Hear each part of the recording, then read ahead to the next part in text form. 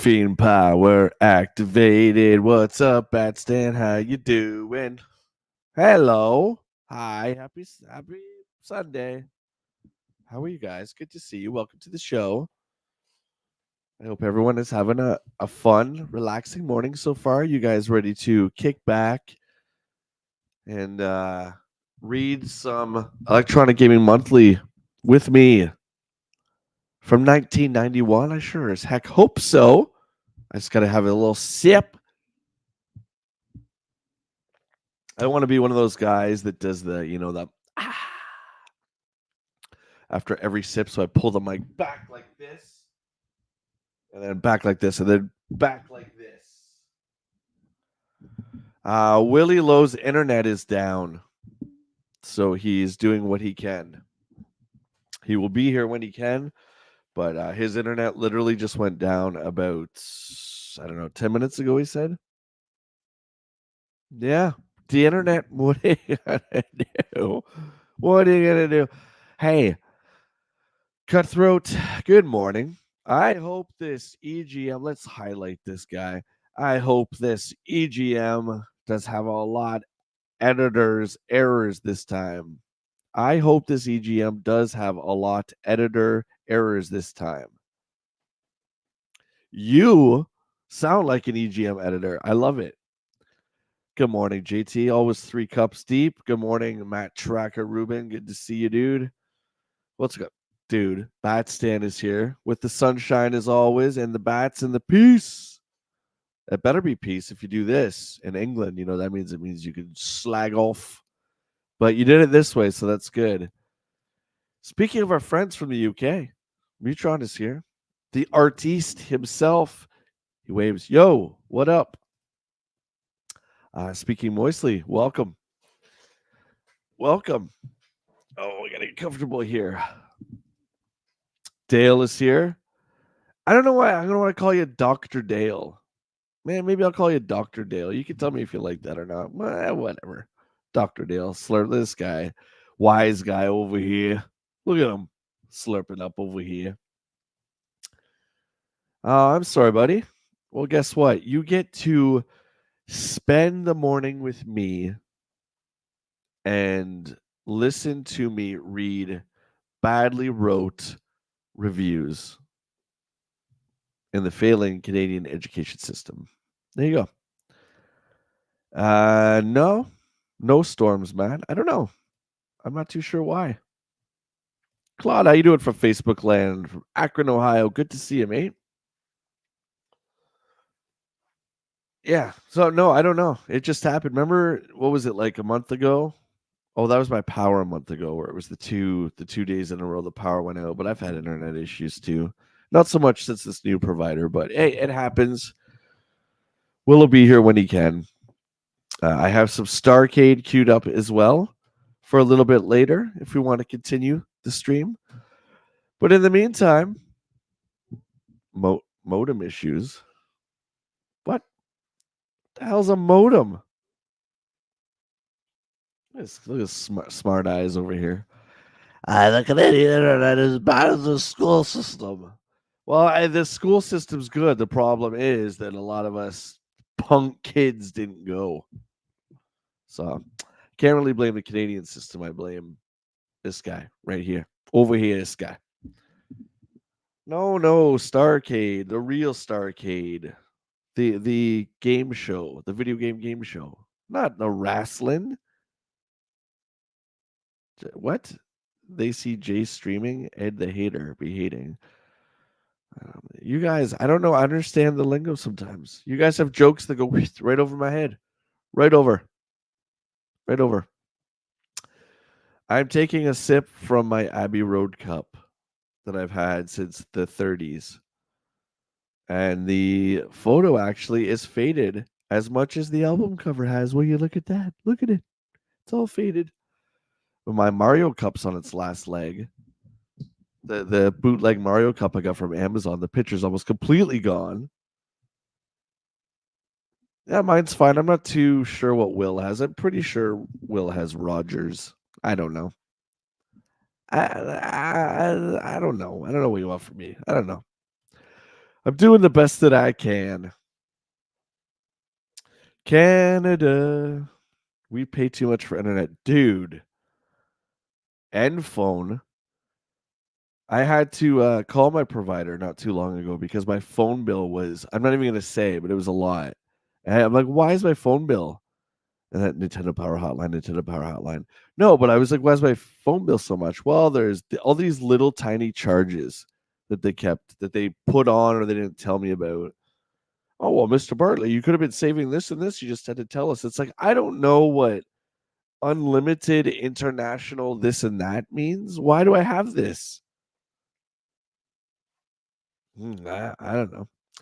We are on issue 21. It's hard to believe that we've done 21 issues of EGM. Can you guys even believe it?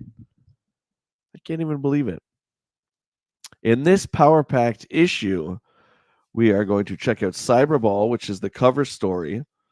And that looks like it's for the Lynx. You guys remember Cyberball? That's what this fella is right here, I think. So it was football, all us football fans out there, but it was with robots. You guys remember when the robots did the football? No? I had it on Genesis. But I was still kind of like into football then.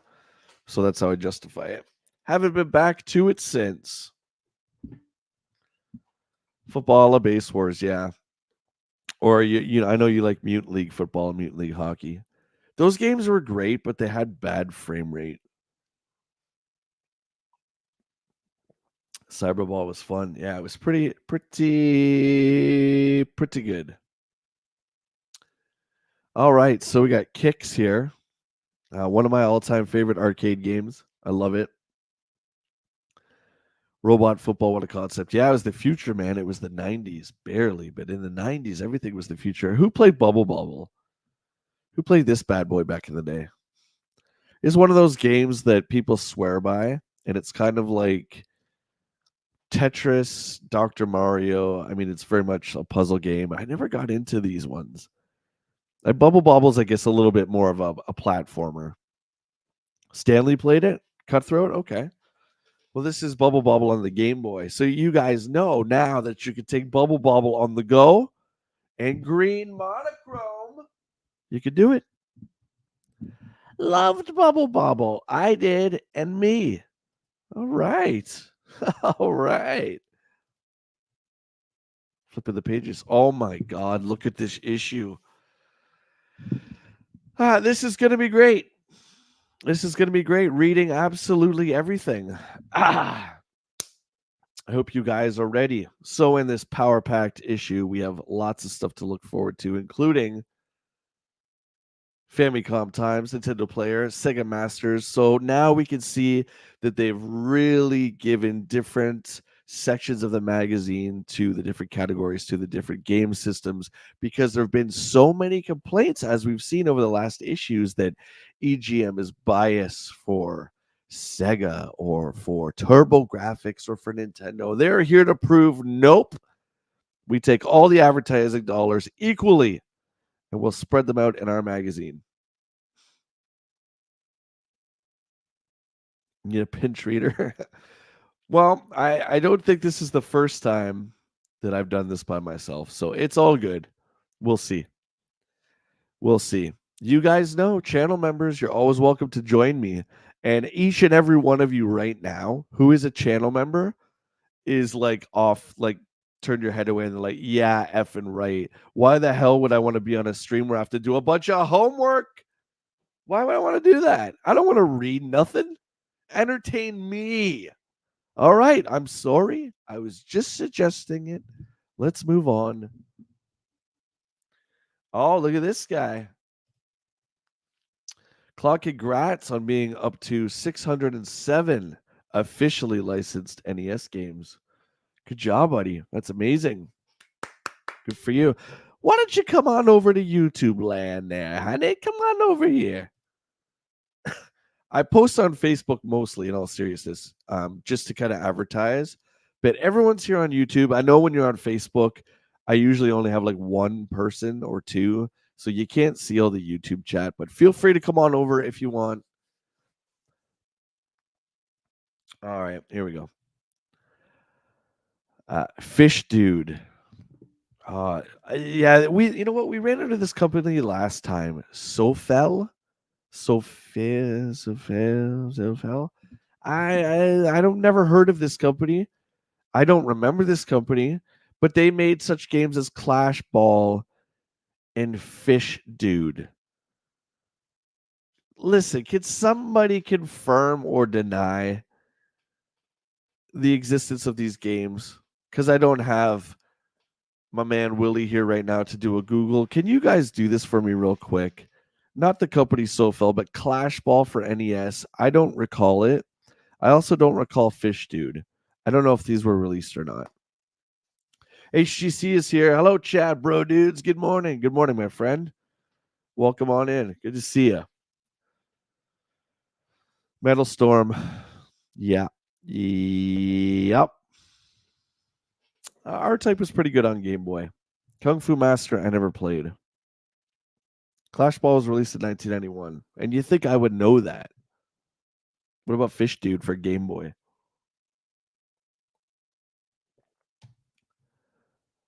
Oh, it's okay, Matt.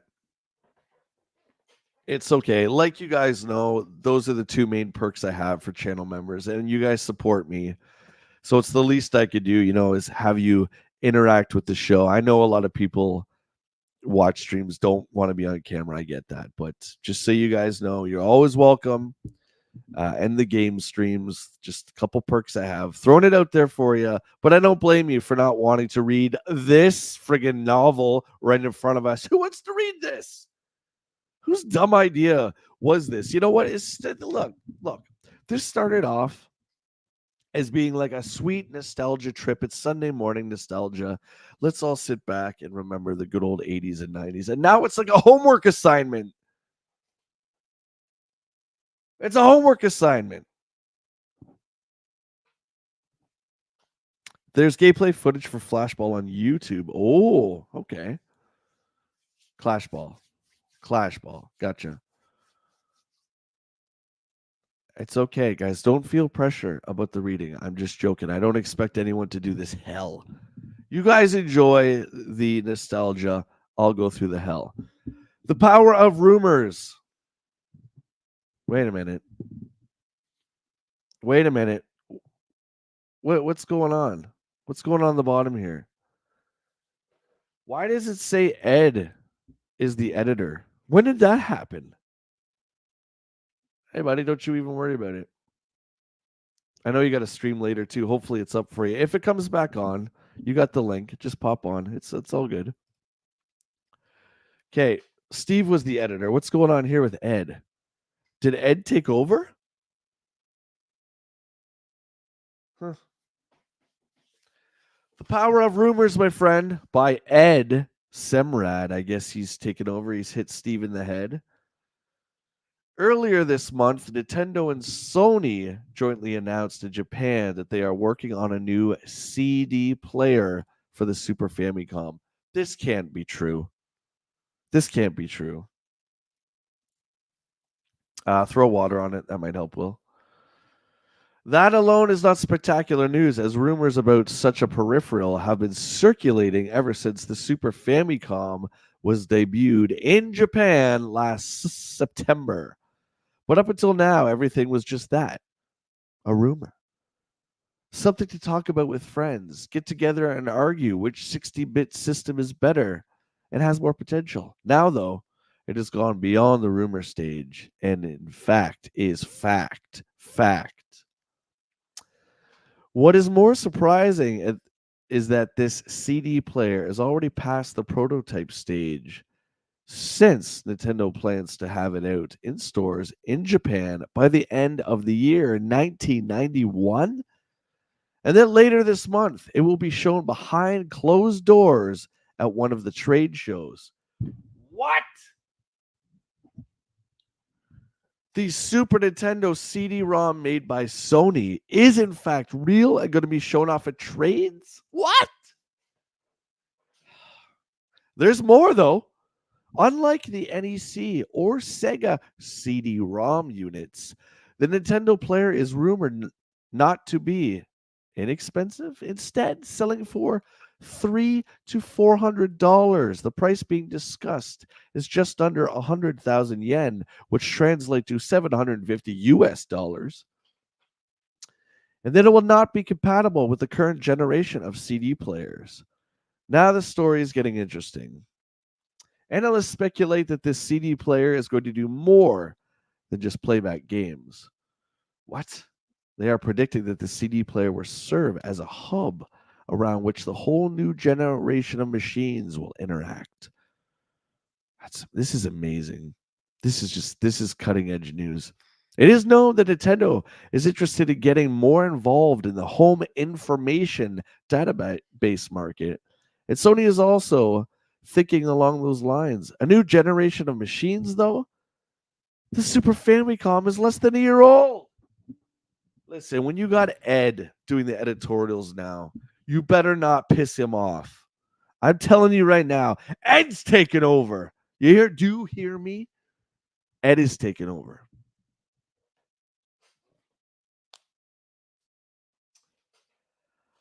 But the long-range potential of the CD is too hard to turn one's back on. NEC has led the way in showing us how much better a CD-ROM game sounds and plays. And Data East Intel has demonstrated how the CD-ROM player can be used to usher in a new generation of truly interactive arcade games and full motion video. So will Nintendo be the first to use the potential of the CD to go beyond games? Right now, it's all about speculation. This is interesting, guys. So Nintendo is throwing their hat in the ring to be the first ones to have a quote unquote 3DO system where it is the centerpiece in your living room. It's not just going to play your little games for you, it's going to do much more. I think that this deal isn't going to go through. I think at the last second, I'm predicting that a new company will come in who will do it much more cheaper than Sony. And I think all this company will ask for in return is that Nintendo merely lends them a few licenses for the plumber and the elf boy. Sounds like a good deal to me. Focus, what is going on? Nintendo backing out of the partnership gave birth to the Sony PlayStation. And also created the blasphemous CDI games that I hold dear to my heart. Welcome to the stream.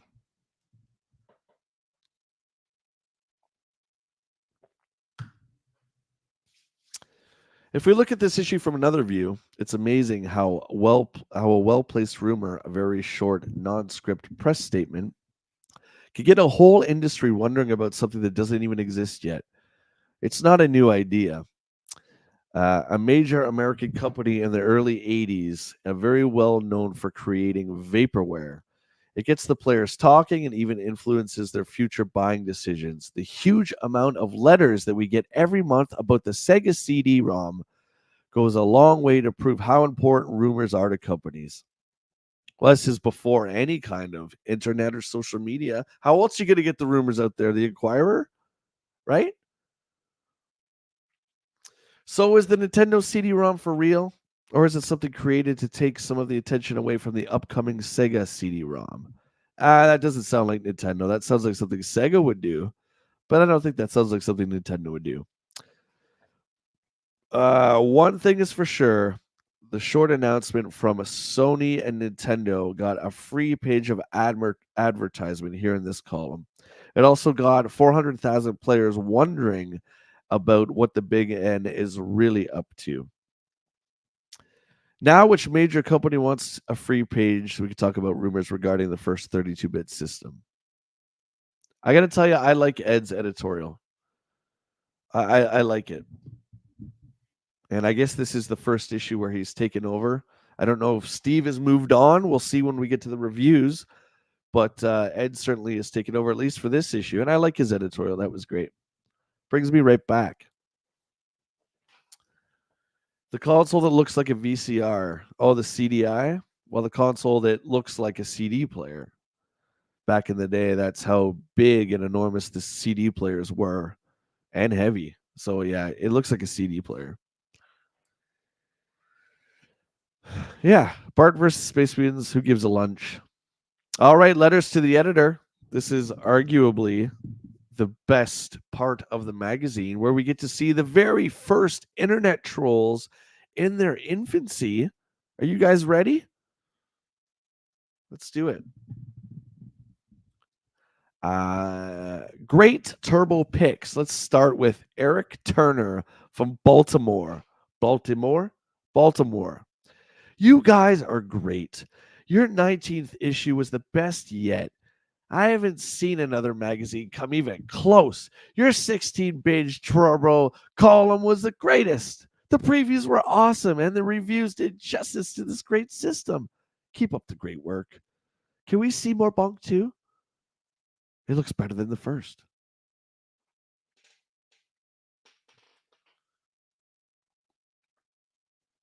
We got a lot of Turbo fans in the house, so we're going to read all these Turbo comments. Good morning, Den. Matt, I don't know what comes out of my mouth. Just stuff just comes out. I've been saying Transformers robots ate my lunch since I was in high school. I don't. It doesn't mean. I don't even know what it means. I don't even know what it means. Den with the one gifted. Boom. Oh yeah, Santa Den. You should officially change your name to Santa Den. Road Killer. Congrats on the membership. Thank you, Den, for the one gifted. And before it even comes out of my lips, we got Den with another gifted membership. This one to Jet Screamer. Very, very cool of you, buddy. And I think I do have a few to give away myself. According to our buddy Jeff, who does stream on YouTube, I get a few free gifted ones that I can gift to you guys. So we're going to try that in a bit. This is the first time I've done it. We're going to wait till near the end and we're going to hit it and we just hope something happens. But Jeff has helped me a lot with my YouTube journey. So appreciate it. Shout out to Jeff if you were here. If not, then hopefully you see this later. More turbo whiners. I mean, fans. I am another fan. Oh, I am another fan of yours writing to compliment you on your great mag, but I don't think anyone is as thankful as I am. I am a loyal turbo owner, and when I saw coverage in issue 19, I was simply astonished. I loved your report on Bonk 2 and the photos of new games such as Tailspin, TV Sports Basketball, and Lord of the Rising Lips was unequivalent anywhere. Whatever that is. What else does NEC have coming up for us? Says Michael Hall from Emeryville, California. Well, I don't know. Will. This was according to Jeff. I guess it's like how Twitch streamers get one free Prime to give away, right? Can you confirm that that's the right number? Anybody who knows Twitch, Willie? I think it's the same thing. But YouTube, like, I don't know, I must have missed it somewhere. It doesn't really explain that to creators too well. Kind of like the poll thing. Like, I didn't figure that out. I just kind of had to, like, hear from other creators how to use it. How do you guys do it? Again, this is all under the TurboGrafx banner, okay? The third letter. How do you guys do it? Each issue keeps getting better and better. I have both the Turbo and the Genesis, and your coverage of the new products is unbelievable. There are specialty magazines out there that deal only with one system, and I subscribed past tense to them because I thought it would give me the best info on that system. Wrong! You got Bonk 2 before anyone else, and your Sega coverage blows the others away. I don't know, just keep it up. It must be Sushi X and the other sources. I'm right.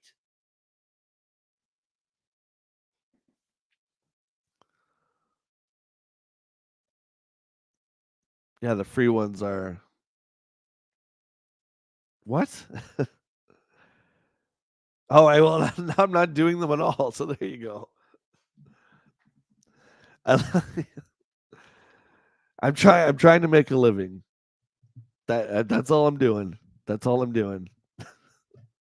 I know you're kidding, but yeah. Let's move on here. The answer to these three TurboGrafx letters from our editor, who now appears to be Ed, says, first of all, thanks for all the positive responses from all the loyal Turbo players. We tried to stay on top of everything which is new, and one way to cover each system in detail is with the special inserts like the Turbo one that we have in our magazine. As you can see in this issue, we're really going all out with not one but two inserts. And while we can't talk about the future, it's safe to say you ain't seen nothing yet. Meow, meow. By the way, the official name for Bonk's sequel is Bonk's Revenge, actually, EGM, in case you didn't know. And we will make another appearance in these, and it will make another appearance in these pages before it comes up. Bonk's Revenge coming in June to the TurboGrafx. Wow, we actually have a month. It's pretty great. And then we have, on the flip side, the very next letter. As far as, EGM being praised at the best, then we have a letter that says EGM out of date info. Matt says Ed the Hater, just actually that guy. I'm scared because Ed the Hater is the editor now. What happened to Steve? An unfortunate accident? Huh, hard to say. We'll see when we get to the reviews. But I think Steve was hogging the Super Famicom too much in his office. Mm-hmm. Out of date info. I've just come from Hong Kong a month ago. Being a game maniac, I bought almost every issue of Famicom, I cannot pronounce that word, before I left. I must report that after reading the two most recent issues of EGM, that most of the information and photographs were old and out of date. Besides, the quality of reproduction on the photos of Darius Special for the Super Famicom was not so good. How did you get them? What? What? How did you get them as the game is not on the Japanese market yet? I understand that you have your problem for being almost totally deprived of the newest information, and that to make up for it, you seem to talk in general terms rather than giving details. Oh my god. On the other hand, I found that many people writing into EGM complained about what you had told them about new unreleased games. They call the companies and say you are lying. This is unfair to you because these games have usually been already in Japan for a few months. For example, the System 32, what? In issue 19. Luckily, oh my god, this is like blurry to me. Hang on. Lucky you, what? There is a blurry photo to prove that the company is wrong. Oh my god. This is rough. Ed took out Steve and I can't read this one for some reason. For example, there's not been an R360 in America, I think, yet. Okay, I don't understand what any of this guy is talking about. He found some magazines in Hong Kong that I guess are more up to date than EGM. And so EGM is all of a sudden a fraud. So Ed's not going to be too happy with this smart mouth. Thanks for the information on gaming across the Pacific. You do bring up several points which our readers should know about. The Darius special photos I believe you are referring to, actually, Darius twin, it says actually right there. Look at that. Appeared in issue 16. Ed, let me tell you something. Ed loves being the editor because he's just giving it back to everybody. I think it's great. Sorry for the poor quality, but the photos were taken while at the world premiere of the Nintendo Super Famicom in September. Thank you. Like the blurry spy photos that we see in auto magazines of top secret cars, we believe that the same is important for new games. Also, That's how we get photos of games which aren't even out in Japan. While our information may be old on Japanese standards, we try our best to make it the very newest in the US standards. You do bring up a good point about our reporting of the System 32 and R360. Again, our people are always on the lookout for new products, whether in Japan, and Sushi X really outdid himself by coming back with the great info from JAMA.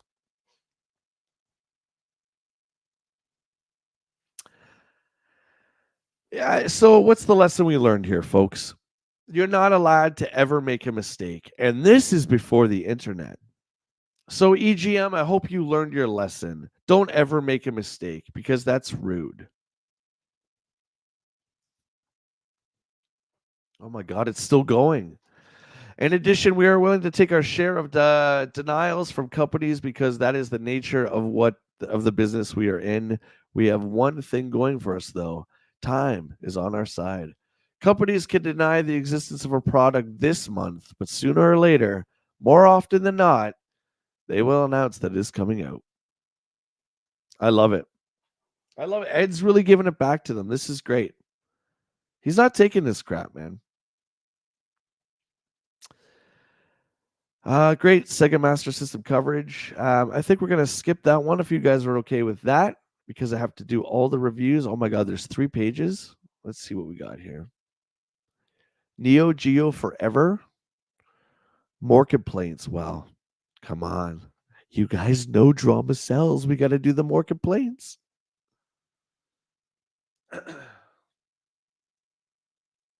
Who did I see? What did I miss there? Who's in Mississauga for Canada Day?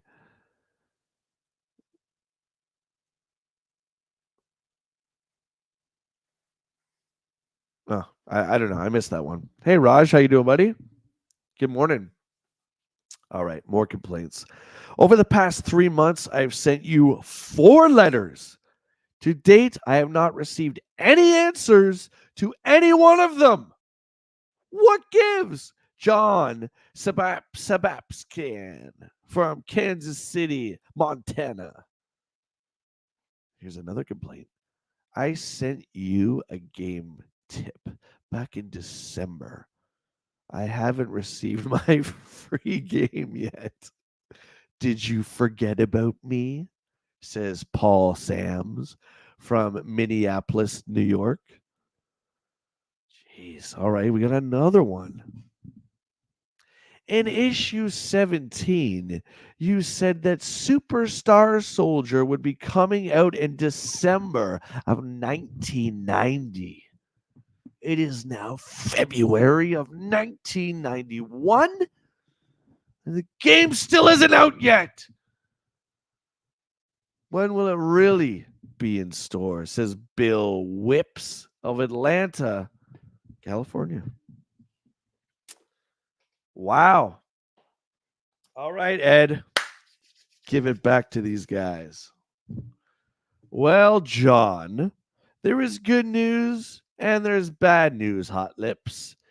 The good news is that we read all of your letters. The bad news is we have also read over 1,000 other great letters last month. Unfortunately, as much as we would like to, we just can't respond to each and every one of you.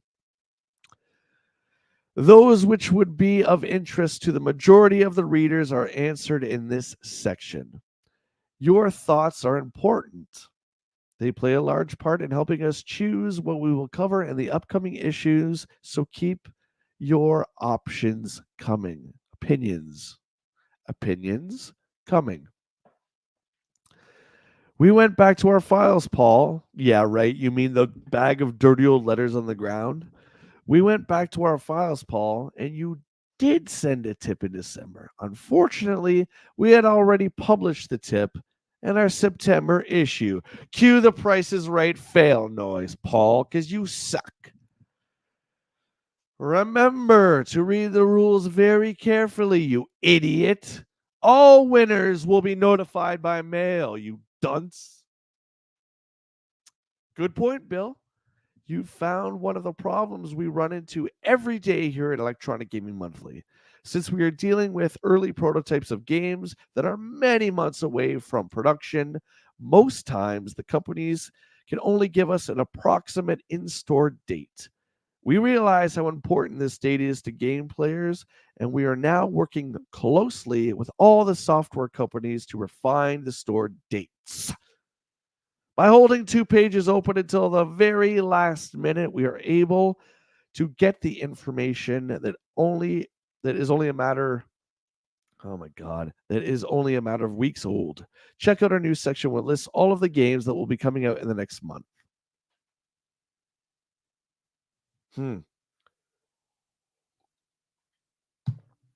Paul got owned. He's like, Ed's like, well, I would have posted your stupid trick, but we did that 6 months ago. So there you go.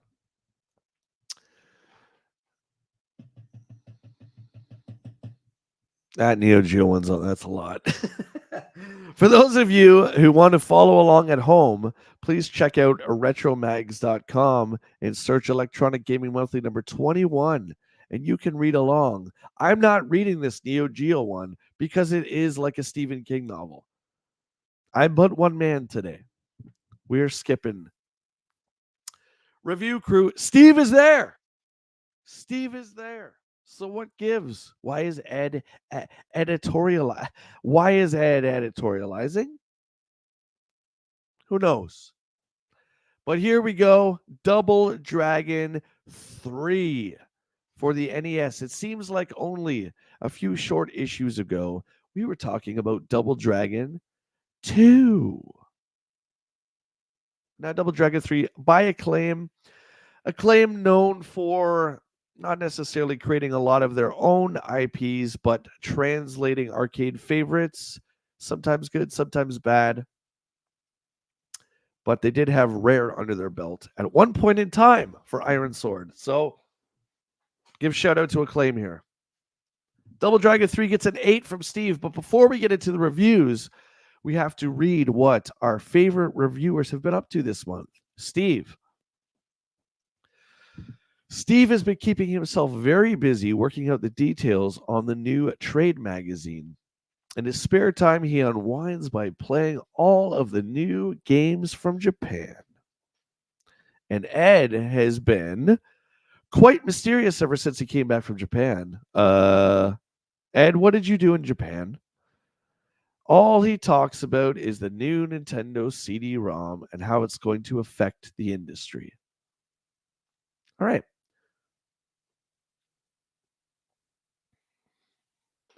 Hey, listen, if you're stressed, everyone who's stressed, hey, I'm here. You guys can laugh at me. I'm here to help you, to entertain you guys. Okay?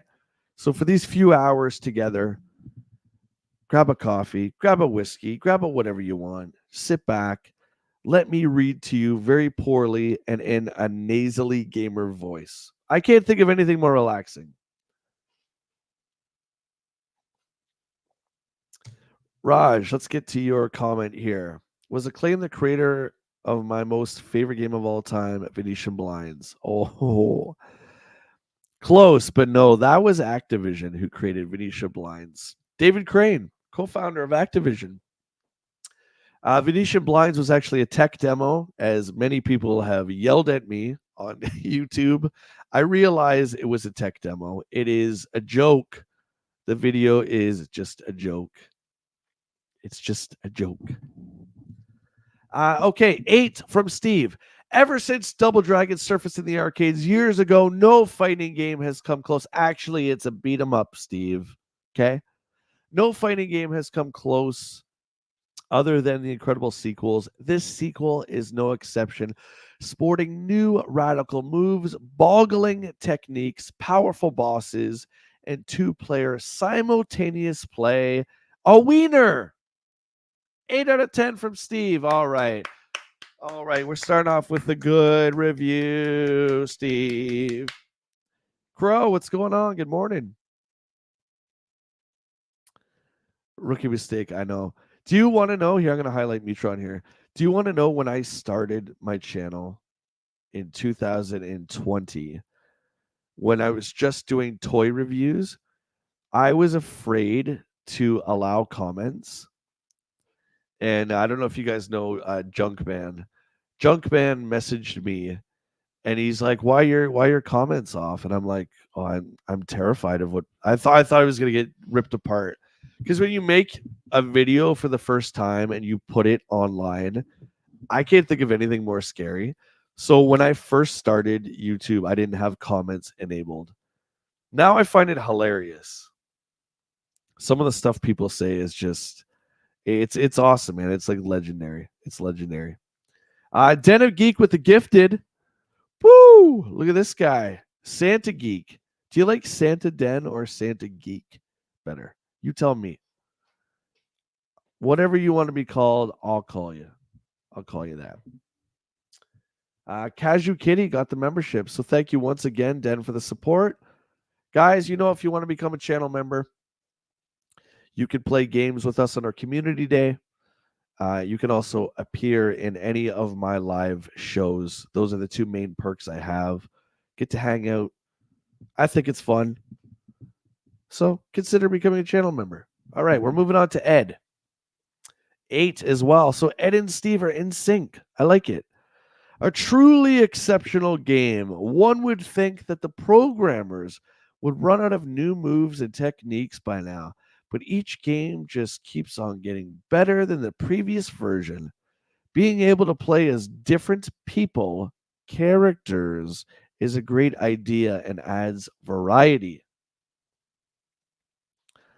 All right, Santa Geek, you friggin' nerd. Den of Geek, you shall be known henceforth as Santa Geek. Rise. All right, good job, Double Dragon. We're only going to do the two. You know, Willie and I always just read Steve and Ed. So we're going to go on to Star Tropics.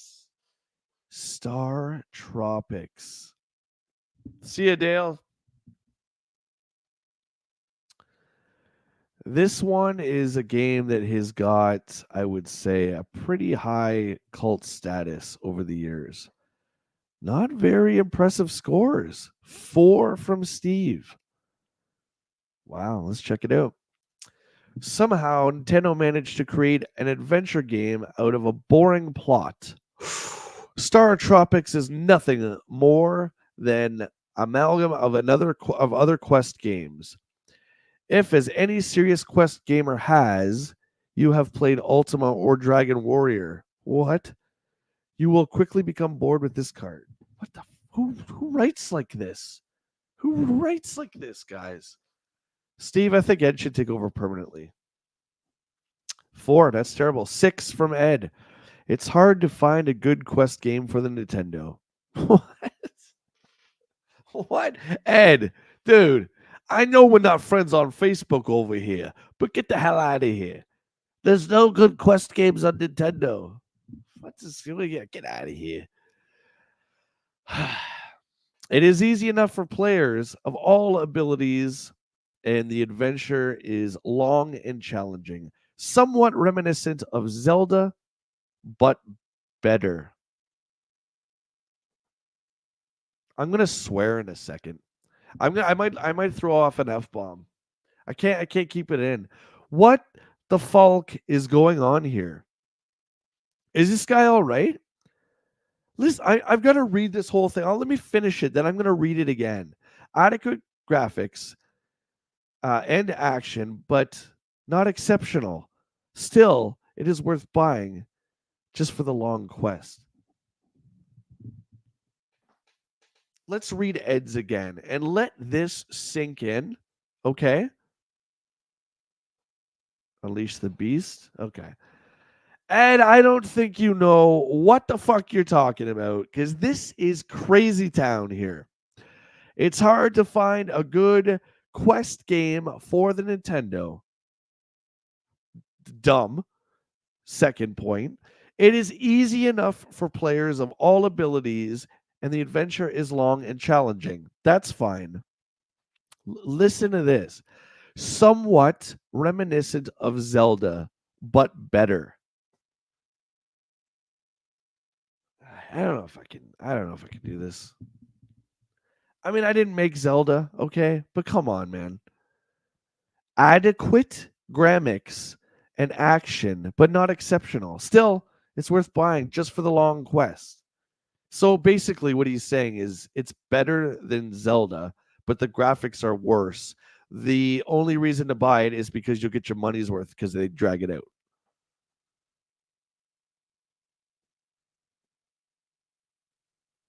Yeah, but YouTube doesn't like it, Matt. You get a different set of advertisers when you do that. That's why I don't swear. But I had to let that one out. I had to let it out. You're allowed to swear on YouTube. I just have the rule because you get your advertisers get smaller the more vulgar you are. Zombie Nation. Not a bad game. Kari Warriors 3 by SNK for the NES. Steve gave it a 4. The qualities I'd come to love in the previous titles of the Kari series still missing in Akari 3. The overhead fighting scenes are ridiculous compared to other emerging titles. The play mechanics in Akari 2 were much better than this, so I guess I expected a little more.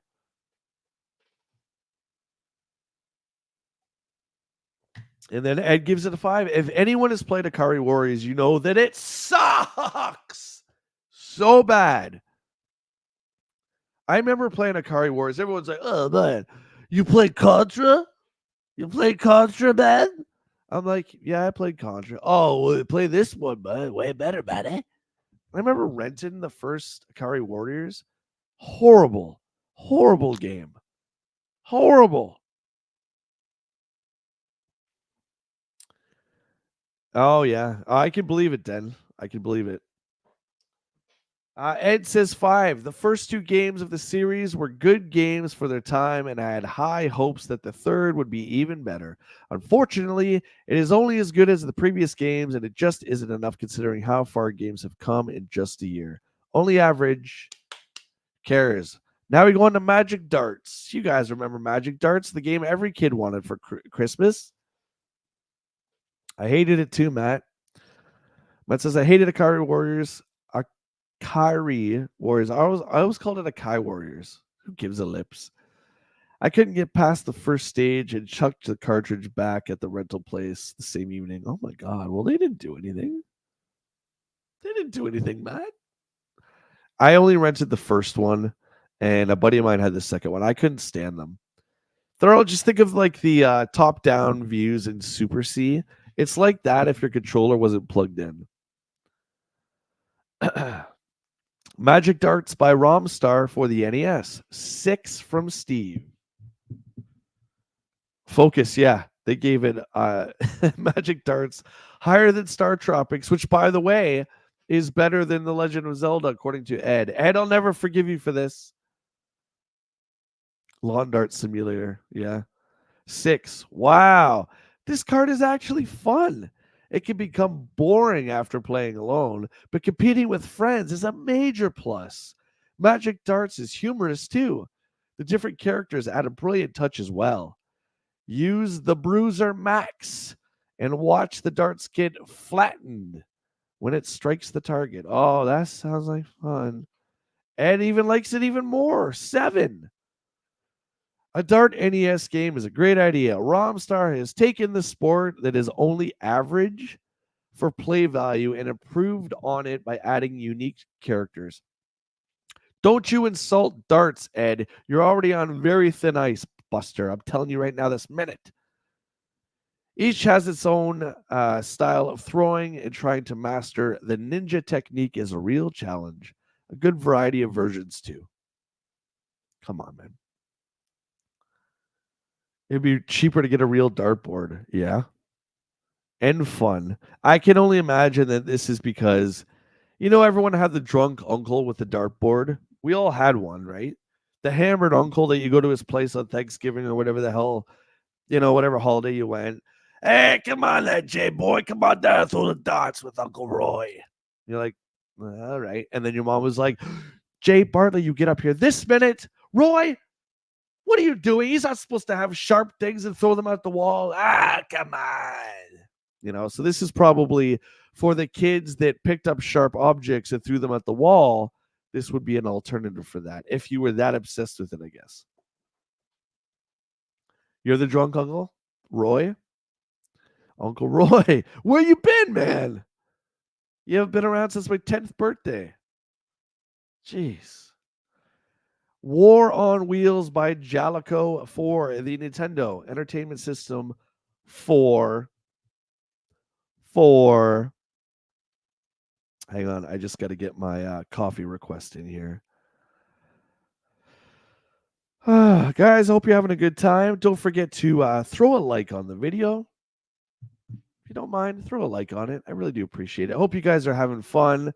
WillLo is here in spirit and in the chat sometimes, but his internet's down, so he wanted to be here. But there's always next time. Let's just hope he gets it back up for his stream. TJC, good afternoon for you. Good morning for us. We are on War on Wheels. I have no idea what this is. That is probably one of the worst pictures I've ever seen. Smash 'em, crash 'em, and bash 'em. Roller derbies were never this exciting. Oh, whatever. F the internet. I hear you, buddy. Do you have Rogers? We were talking about that before you popped in. Den says, Jay, my uncles took me to the Army and Navy Club and taught me to shoot pool at age 7. The place was filled with smoke and drunks. Yes. There you go. There you go. Smoke up, kid. Yeah, what is the vote anyway? We're at Mortal Kombat was leading for a while, the polls I put. You can only choose one. Mortal Kombat, Street Fighter 2, Marvel vs. Capcom 2, or Killer Instinct. And Willie's upset. Marvel vs. Capcom is pretty great. I would have to do Street Fighter myself, but Mo, I don't know if I said hi to you, buddy. If I missed you, I'm sorry. Thanks for joining. Okay, so 4. Steve says, not exactly what I expected from Jalico, but it's okay. War on Wheels lacks enough excitement to hold my interest for too long. While the fighting scenes are reminiscent of Blades of Steel, this cart doesn't seem to have any goal. The gameplay becomes repetitive quick. Try again. Jeez. The only Jalico game I remember have any kind of like fond memories of was Bases Loaded, and there's 4 of them.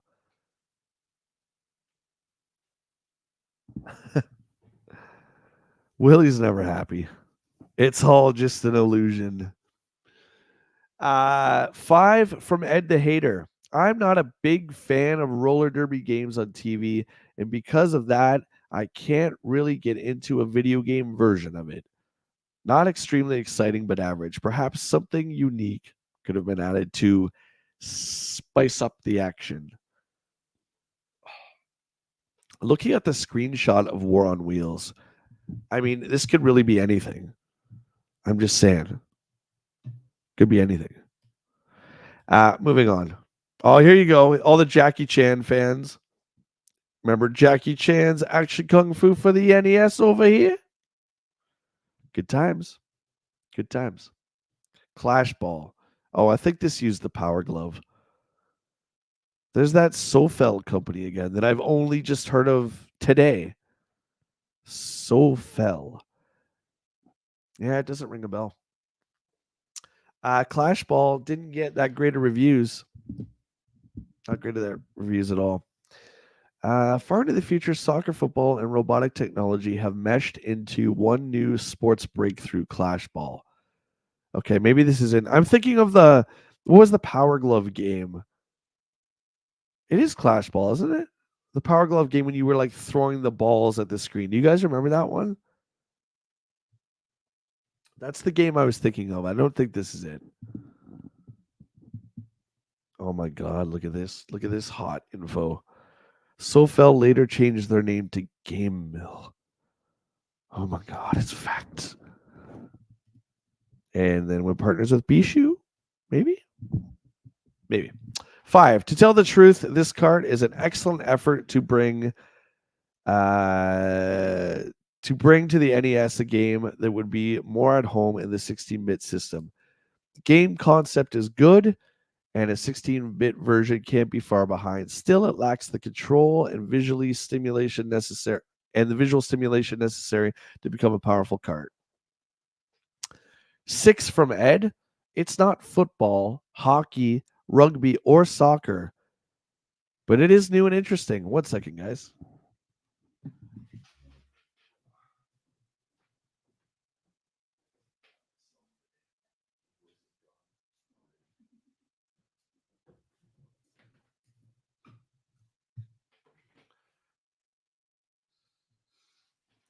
We got fresh pots in the house.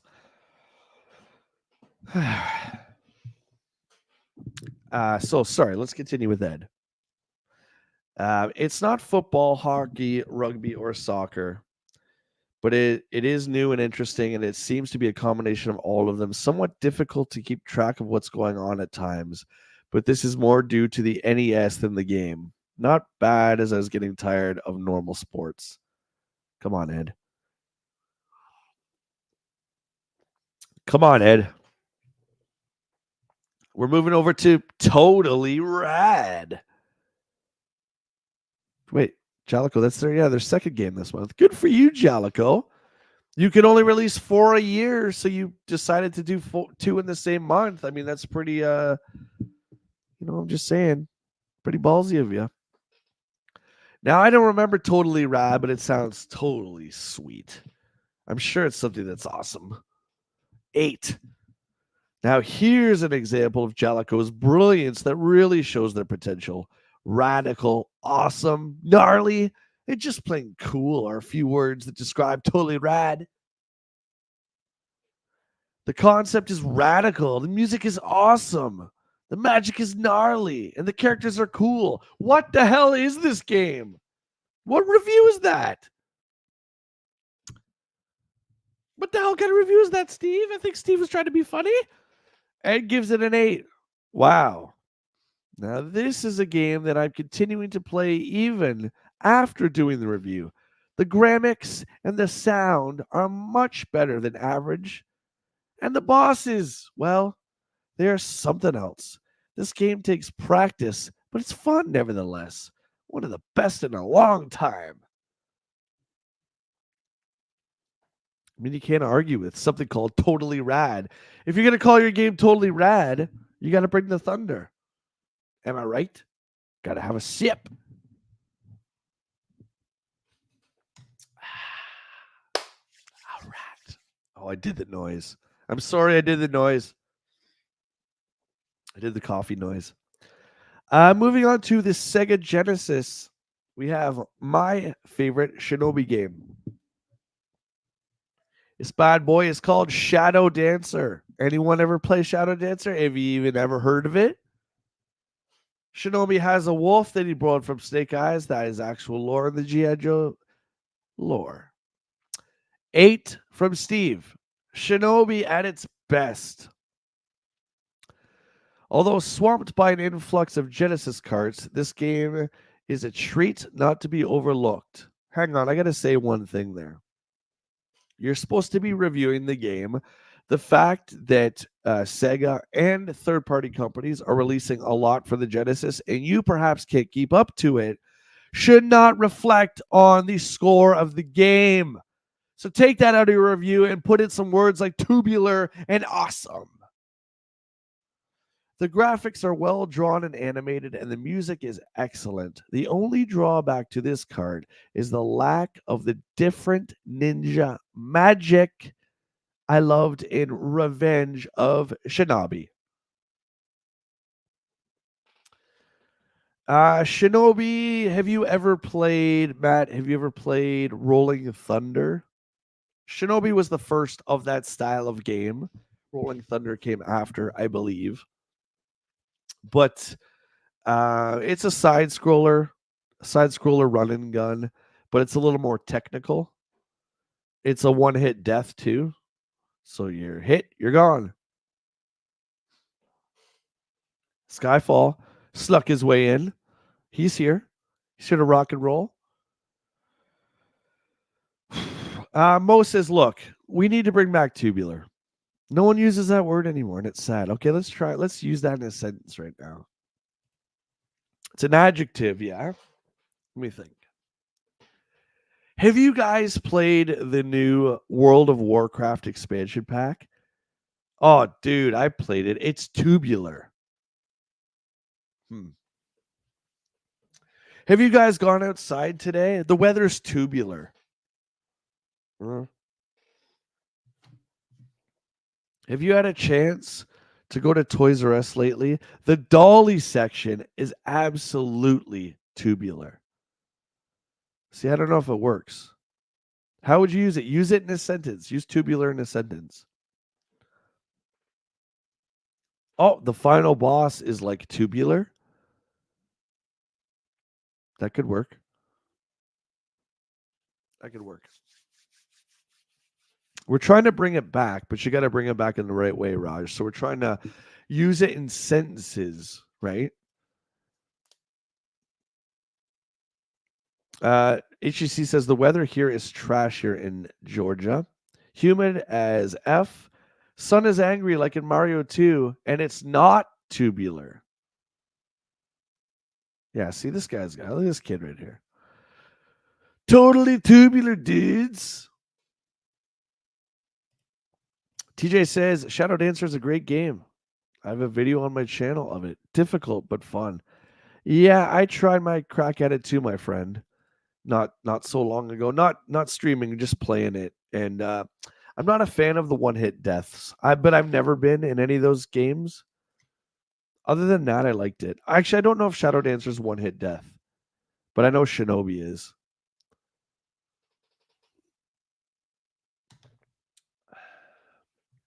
All right, let's try this again. Come on, I need your examples of tubular if we are to, in fact, bring it back. HGC says the weather is very non-tubular. My new Transformers, however, are totally tubular. It's pretty good. It's pretty good. Non can only be used with heinous following it. That's just the rules. If you're doing bro dude talk, you guys know that like non-tubular, I don't know, we can maybe make it a thing, but non-heinous is what you want to follow non with, actually. Thank you. Raj has an example. My ex had kicked me very hard some time ago. It was in the tubular.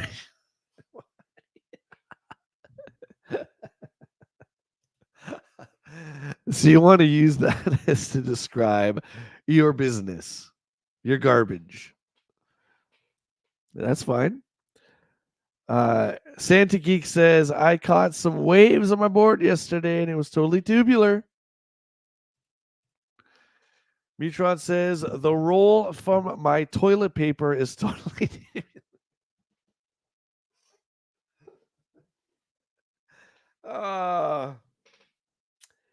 we got a super chat from the one and only JT, my man with the 10. Thank you so much, buddy. Much love.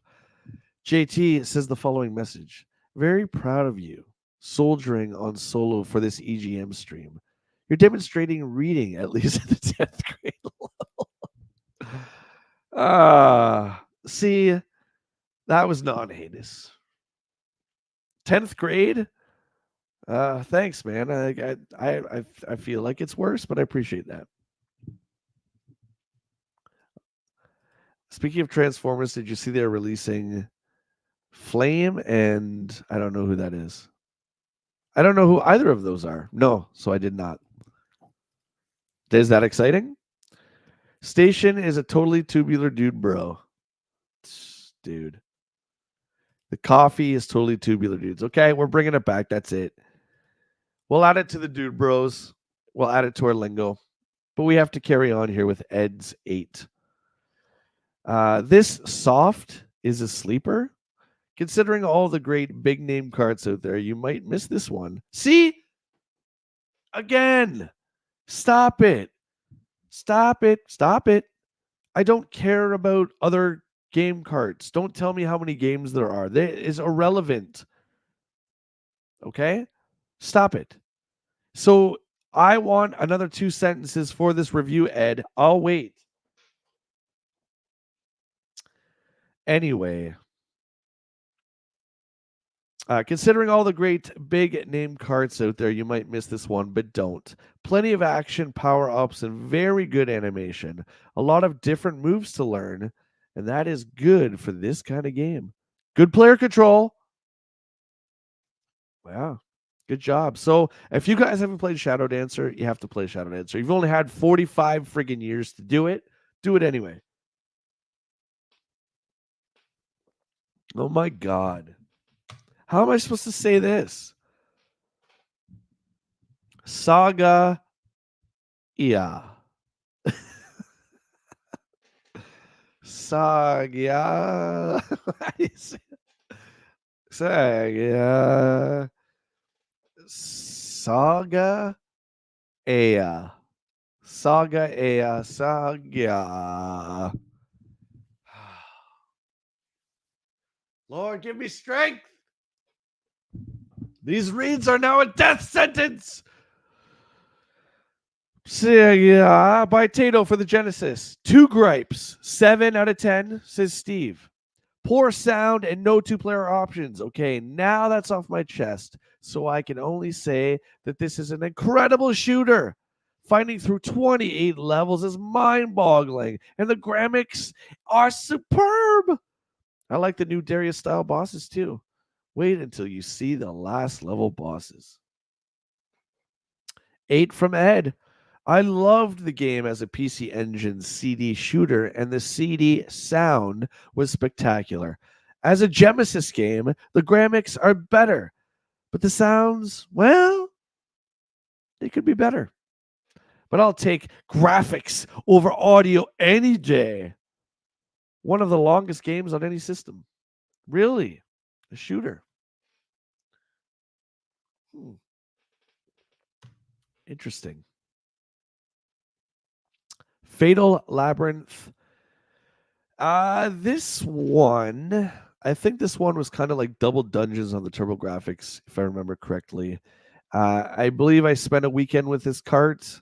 It would have been a rental for sure, but I don't think I was quite keen on it, as I don't remember a whole lot about Fatal Labyrinth. For the Genesis by Sega. Nonetheless, it gets a 5 from our man Steve. Even though the mazes change constantly, the gameplay itself never changes, let alone the music. How irritating. The price is right, however. For the Gauntlet fan who hates playing the same levels over and over, since no passwords exist, you can only finish it in one sitting. Yikes. I think that's pretty cool that back in the day we had a game like this where the dungeon would be different absolutely every time. Random dungeons in 1991, I'll take it. I think that's pretty good.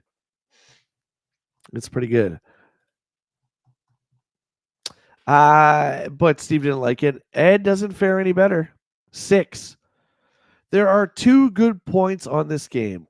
1, things change from one game to the next. And 2, the price. So it is a budget title.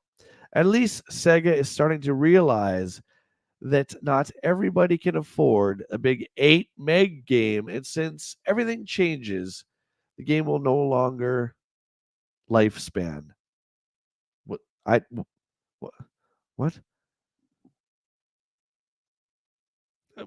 What? My brain.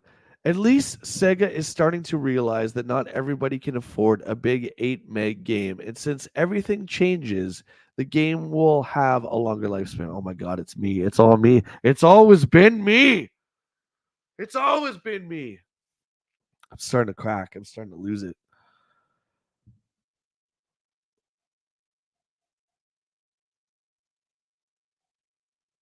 Hang on one sec, guys. Hang on, my dogs are going crazy. Can you guys just give me one quick sec here? Sorry. One man show today.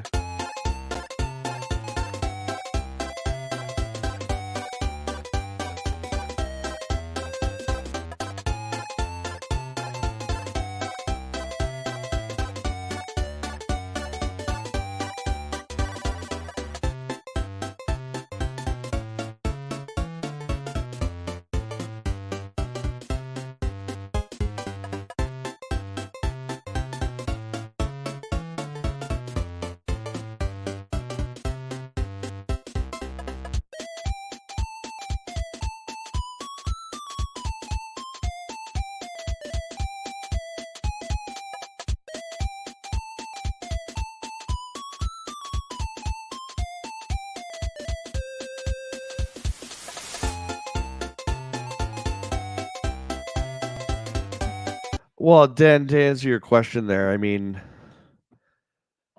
I don't know. It's just some of it is just it's wrote so badly, and I mean, I'm not the best reader, but anyone who's following along, you guys can see a lot of it's like, yeah. But we have this problem every week, and the fact that Will stutters with it too, I know. Maybe we're both dumb, but I don't think so. I think just the way it's wrote, a lot of it's wild. Valus. Any of you hardcore action Genesis fans back in the day will remember Valus. I had a buddy who swore by this, where I was always like, "Oh, Legendary Axe. Legendary Axe is the way to go for the turbo. That game is so sick." My buddy was like, "Man, you got to play Valus." And it wasn't as well known, but man, is it a good game. Renovation really pulled through. The game's sick. 8 out of 10. 8 meg games rarely provide the punch they promoted, but this hits the mark. Valus 3 has all of the qualities of a good game. Cool graphics, control, music, and cinematic displays. For those who cannot afford a high-priced CD player, this cart will be a pleasant addition to their collection. And I like if we go back actually one review over, if we go back to Fatal Labyrinth, I want to touch on what Ed said in his score of 6, where he said, not everybody can afford a big 8 meg game. Okay. If you guys remember, back during this time, cartridges were more expensive the bigger the memory was. So when people complain today about how expensive games are, this is why I don't agree with them. Because you want to talk about expensive games, go back to the early 90s, man. When you were paying $120 for Phantasy Star 2, we were paying $99 for Strider. You know what I'm saying? PS5 games are $89 Canadian, which is what, 79 American. Big lips. Who gives lips? That's nothing, man. Go back to the cartridge days. Rainbow Six on the Nintendo 64 was $89 when I got it. Just saying. Okay, so back to Ed. Ed with the 8. Leave it to Renovation to pick great games. Valus 3 has the perfect mix of challenge gameplay, length, difficulty, and action. Throw in very good graphics and interesting intermissions or cinematics, and this is one of the few 8 meg games that is worth the higher price. Den says, Jay, I'm reading along with you, and I wonder how drunk the EGM crew was while writing this stuff. Well, I'm guessing there was some substances consumed. I'm just saying. What the hell is Flicky? What the hell is Flicky? I think you're a bird. I'm trying to remember the box art for Flicky. But this is a Sega game, so I'm actually embarrassed that I don't fully remember the actual game. The cover was a bird, I'm pretty sure. Flicky has lost their babies and needs your help. Take flight into Sega's newest addition to its family of maze chasers. Okay. Excuse me. That's why I didn't play this. Those games do not interest me. The only one I really like is Hotel Mario on CDI, of this kind of style of game, like the elevator action kind of game. Like Popeye back in the day. It's not really my thing. But anyway, this got a 5 from Steve. Here is a low-cost game for the Genesis aimed purely at the younger players. The theme is cute, as are the characters, but 99 levels is a little much. Since the music and enemies don't change, the game becomes tiresome quickly. The bonus stages do break the monotony a bit. Matt says, what the hell is a Flicky? Should be real careful asking that question in the chat. That will because the chat will tell you what a Flicky is. You want to know what a 1991 Flicky is? It's tubular, but they'll tell you. I'm disappointed that we haven't had the same gems from last week. Micronut Super. Oh my God. I already forgot about those jokes. Micronut. In the early days of EGM, way back months ago, Mutron, there was a company named Bishu that used to make really funky looking third party controllers for the NES. And that somehow, I think because they were just so bad, became our beloved. And we're hoping that Bishu makes a comeback. We know that they're still around. They're hiding. They're lurking in the shadows. They're still here. But we're all hoping. JT, I know, is hoping for Bishu, and I know Willie is. Hopefully, the rest of you are praying that we get some Bishu action in this issue. We'll see. Flicky involves. Oh my God, I'm not saying that. I'm not saying that. Type it all you want. That's fine. I don't care. 6 from Ed. Another game from Sega that is both economical and fun to play. Not for everybody, but once you try it, oh my God. Not for, listen, Flicky. Not for everyone, but once you try it, you probably will want to keep on playing. Oh my God. Ed. It does go overboard with 99 levels, but the younger players will probably be the first to get through all of them. Not bad, but not great. All right, we're moving on from Flicky. There's just too much going on with that one. We're moving over to the Game Boy, where we have R-Type by Ireme 8. I mean, it's friggin' R-Type. You can put it on a toaster, it'll be great. Steve says all Game Boy owners should keep an eye out for this cart. Rarely does a Game Boy game capture my attention like this one does. Brilliant gameplay and graphics are featured in this handheld shooters. Oh boy. Woo! Brilliant gameplay and graphics are featured in this handheld shooter's dream. Take the controls are responsive enough to make the game feel like you're part of the action. Might have to break up this reading soon with something else. Don't worry, Mutron, for you, buddy. I got a Starcade episode queued up. Whether we take a break with that or we play that at the end of the EGM issue, it's there and it's ready to rock. Because we haven't done one of those in a while, so I want to do that today too. I'm gonna soldier on through this reading. This is like torture to me, but I hope you guys are having fun. Ed says 8. There are a few Game Boy games that I want to play, but this is one of them. Unbelievable graphics for the Game Boy, and also likewise for the gameplay. It could be the best shooter for this format, and even the sound was enjoyable. This is one cart that you should get. HGC says, is a flicky like a dangle flop or a doodad? I'm calling the cops. Calling the cops this minute. TJ says Guy Riz is superior to R-Type. I trust you, buddy. I take your word on that one. I do know R-Type for Turbo. That's the most times I played on R-Type was for the Turbo graphics. Probably one of the only. Remember that came like they brought out R-Type like on PS2 during the whole like mid 2000s appreciation of older generation we went through. You remember that? They were bringing back all those the Midway collection, the Activision collection, and Television collection, all that great stuff. Remember they made another R-Type game on PS2? Yeah, I believe it. Guy Rees, I never really played it, and if I do, I don't remember. I remember Blazing Lasers was the one I played the most of. That and Gunnack on NES, which are from the same company.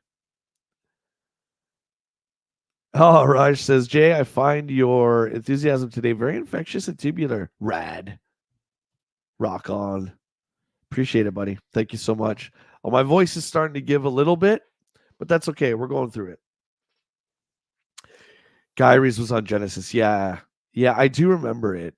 I don't think I played it. And the shooters, I would rent them, but they were few and far between. They just weren't my cup of tea, but obviously that's a genre I think that should come back. The bullet hell games, remember? Mickey's Dangerous Chase for the Game Boy by the mighty Capcom. 6 from Steve. It appears Mickey will be a hit no matter what system he appears on. Mickey's Dangerous Chase is a fun game to play, sometimes even silly. The option to pick up Minnie is different. It's very different reading it as a somewhat adult all these years later. The option to pick up Minnie is different since Mickey is always saving her in other versions. No matter, though, this is an all around good cart. Ed says 6. Once again, it's Mickey to the rescue. This time he's not alone. Minnie is by his side, and he adds a new twist to the fun card and whatever. Good graphics and hilarious enemy highlights that always pleasing game. I think it's funny just to watch me fall apart while reading this because I'm really starting to fall apart now. Attack methods are like the previous titles. You can keep with a good mouse down. All right, good job. Any Mickey Mouse fans out there? Mickey sucks. I'm sorry. He just does. Oh my God. Look at this. Oh God. Look at this. This is a thing? Wait a minute. Am I seeing things? The Hunt for Red October, the game for Game Boy.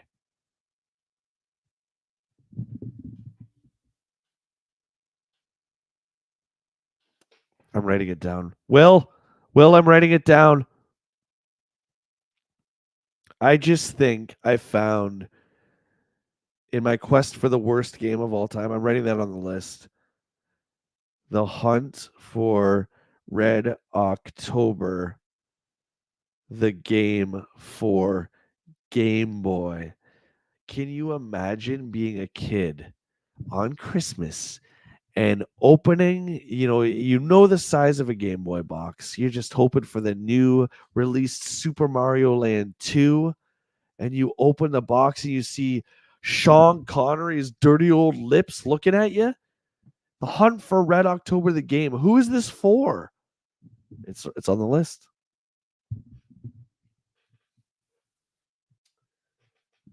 Thanks, Willie. Appreciate it, buddy. Willie's trying, guys. Again, those who are just tuning in, this is the show we do together. His internet's down, unfortunately, right now.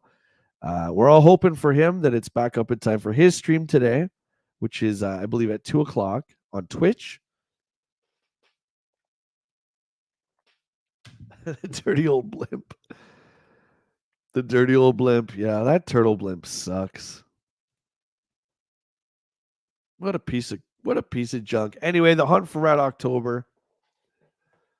Give me a break. 5 out of 10 from Steve. Average.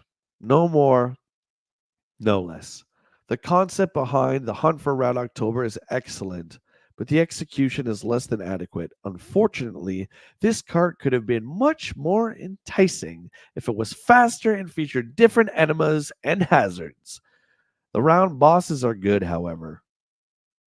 What do you fight in the Hunt for Red October for bosses? Oh, it's another sub. Woo, whoopee! 5 from Ed the Hater. The hunt, for some reason, seems to move unusually slow. It didn't have to, as you aren't really on the hunt, where you have a lot of thinking must take place. As is, it's only average, but the younger player will probably like the game more. What younger player is watching this movie, let alone playing this game? Can I ask you that question right now? Doesn't even make sense to me.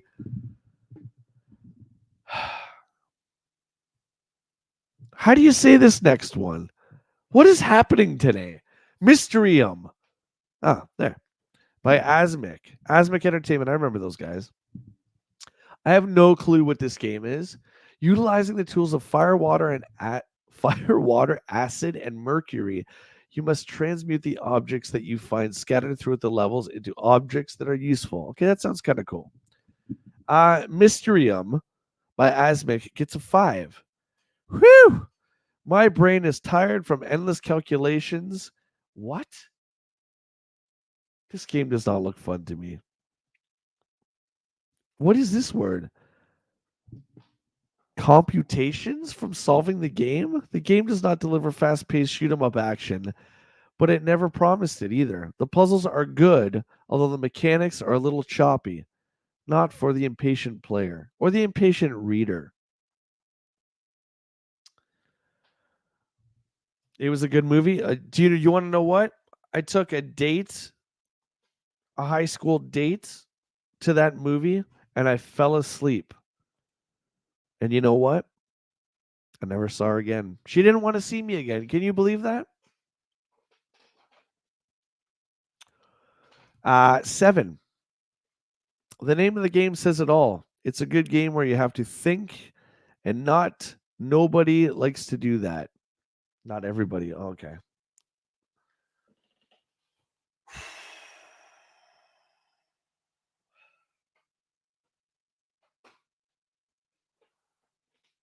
Mysterium. That's what I said.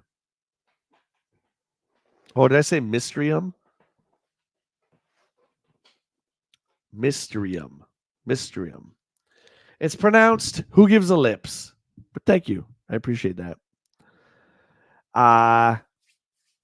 Let's try that again. The name of the game says it all. It's a good game where you have to think, and nobody likes to do that. Don't look for lots of action, but expect to be challenged every step of the way. I like it as I can do something other than shoot everything on the screen. 7 out of 10. Christoph, what's going on? How are you?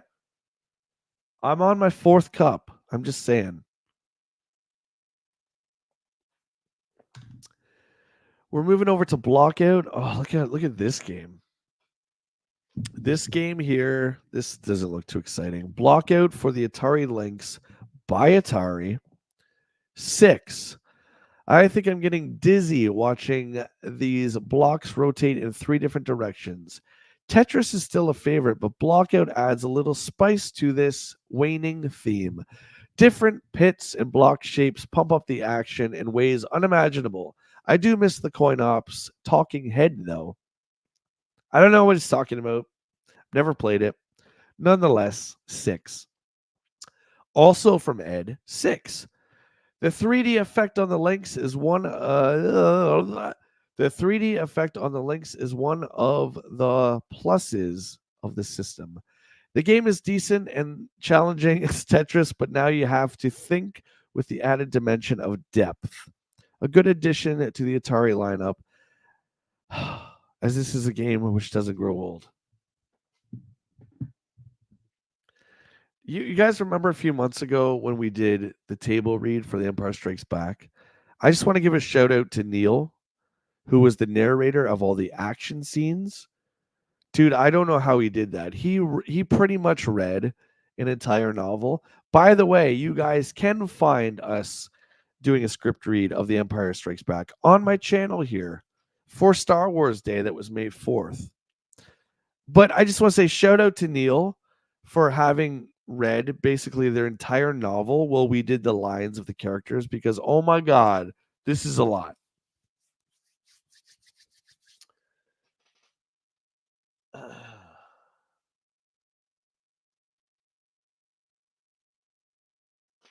No, Raj, it was my fault, dude.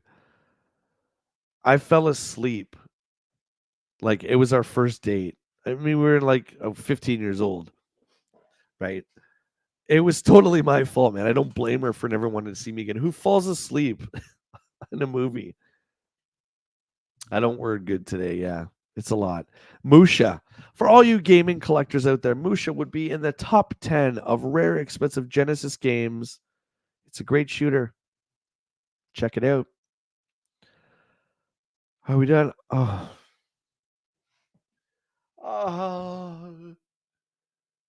Maybe I should have switched to Nintendo Power where it's 90% pictures.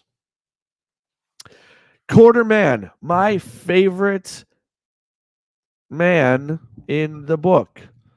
Everything, and I mean everything, mostly the Quarterman says comes true. He would always talk about rumors and speculation in the gaming industry and the pop culture industry too. And 99.99.99.99% of the time, everything the Quarterman wrote in his columns were actually true. So I loved him. Yeah, shout out to Neil again. Metron says Neil Temple bossed that read. Heck yes, he did. So he's gonna have to. Unfortunately, he's gonna have to do the Return of the Jedi one when we get to that. Christoph, we were talking about this last week. I think it's a regional thing because you're in Poland. I don't really understand a lot of when it comes to searching for people on Facebook, but I believe some of the people in chat were saying that because you're in Poland, it might be more difficult for you to find me because I'm in North America. I don't know, dude. Here, let me show you. I know you're trying to find me on Facebook here. I'll show you my profile pic, okay? Maybe this will help you. Yeah, so there you go. Right there. That is my Facebook right there, my friend. That's what it looks like. Cheers. Hopefully that helps you, buddy. I wish I could do more. I don't know how to help you there. Okay, so what are we gonna read here? A smaller one. Let's do that.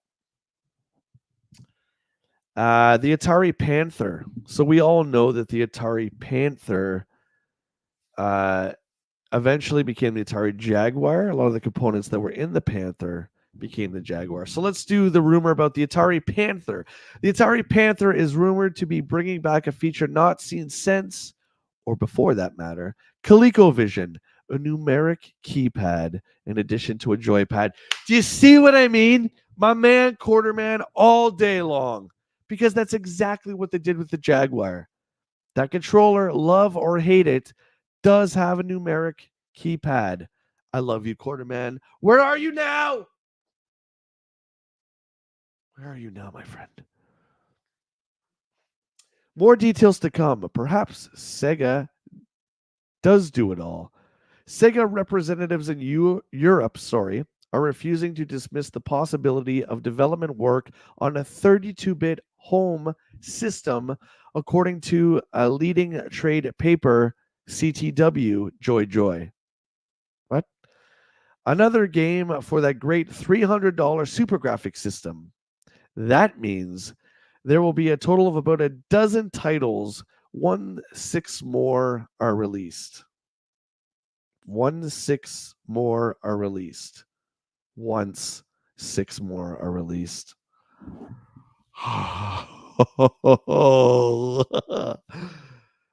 This reminds me of like, when I'm playing a game and we get stuck on a part and I start to crack. I really feel like it now. Like I'm feeling right now, you kind of don't know what's real. Like are we still live? It says end stream button, so we're still live. Just give me a sec here. Oh my god. This is crazy, man. I haven't read this much since before you were born. Let's try that again. Take 2. Another game for that great $300 Super Graphics system. There's only 6 games for the Super Graphics, to my knowledge, that were ever released. I don't know. That means there will be a total of about a dozen titles once 6 more are released, Bartlett. While it does play PC Engine software as well, the frequency of the releases for this Hyper 8-bitter is every bit as reliable as rain in California. That means it's not very reliable. That's why the system just didn't do that well. Do I have to read another one?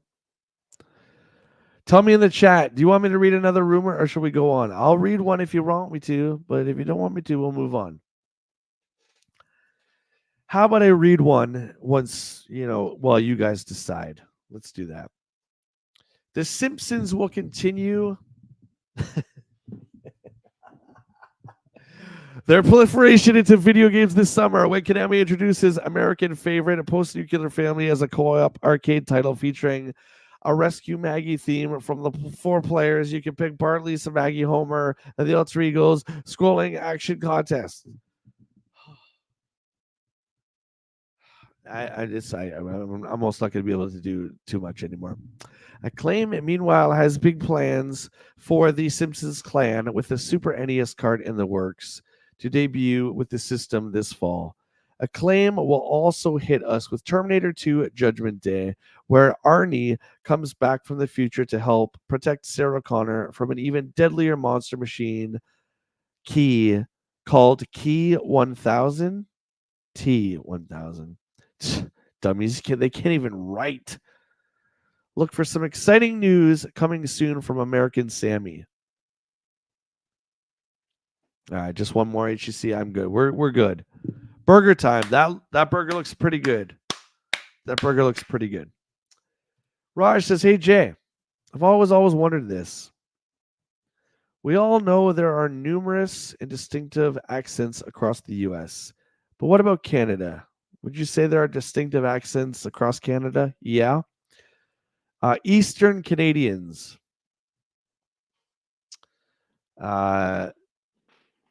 People in the East Coast, the Newfoundland, PEI provinces, they have definitely different accents than Ontario folk do. They're a lot cooler. I see people say I have an accent. I don't think I do. I always thought that, like, for the most part, Canadian accents were just boring, right? There you go. Den said it.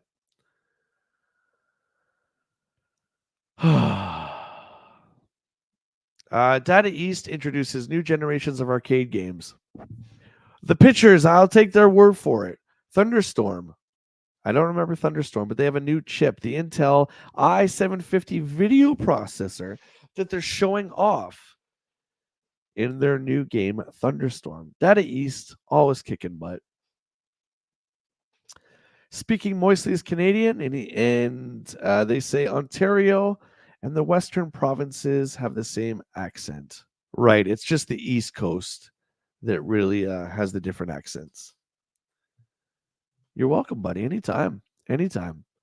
We have a couple regular fellow Canadians that show up in the chat. So, yeah, ask anything. I'm only representing Ontario. I know Den is from the West. And our buddy Dargoon, I know, is French Canadian. Yeah, Mutron, you do really great impersonations of the different regions in the UK. I love it. My Oasis one is okay. It's pretty okay. Tasmanian Story and Bubble Ghost from FCI. You see Tasmanian Story, like, look at that box art. It's just fascinating. What a piece of junk. Oh, I would love to play it. I would play it all day long. Look at that game. See, the Game Boy games kind of remind me, they have almost the simplicity of Atari 2600 games, just with a little bit more oomph behind it. So I would really like to go back and visit a ton of Game Boy games. I really would. Don't blow it and then blow it. Don't blow it, blow it. Next wave. Games that are coming soon. Scat for the NES. Everyone knows Scat. Classic from Natsume. I always called him Natsume. This is the first PGA Tour game. This is a classic too, alongside the first Madden. This game is very important in the history of sports gaming. This was a great one. I remember playing golf on NES. I remember playing Arnold Palmer, which had the endorsement of the pro player, of course, being Arnold Palmer. But this one had the different pro golfers. EA just starting to take over here. Sega Sports did okay, but ultimately you could not compete with Electronic Arts for sports games. You still can't. They're just masters of what they do. Extra Bases, on the other hand, lose. The Lone Ranger. The Lone Ranger is a fun little top-down shooter/adventure game by Konami. If you guys haven't played it, it's for the Nintendo. It's really good. It's really one of those hidden gem games. If you search hidden gem games on YouTube, you can find a ton of videos, and I'm sure Lone Ranger will pop up in the NES category. Dead Moon, I don't know what that is. by Radiance for the TurboGrafx. Raiden by BigNet for the Genesis. Raiden Trad. PGA Tour Golf. There you go. That EA game that I'm giving props to, which, by the way, the first batch of Electronic Arts games, including their sports titles, had cardboard boxes. So there you go. Any early Madden collectors. Do you guys remember Madden Champion Edition for Genesis? Do you remember that one? That was a Blockbuster exclusive rental. It was, I believe, enhancement for the first Madden or maybe Madden 93, but you can only rent it at Blockbuster. So that being said, Madden Champion Edition is one of those rare games for the Genesis. So that would be like in the top 25. I don't know why I'm bringing that up. I get nostalgic for looking at the PGA Tour golf game, even though I'm not a golfer or follow golf or any of that stuff. It's cool to see, and I recognize the importance of that game.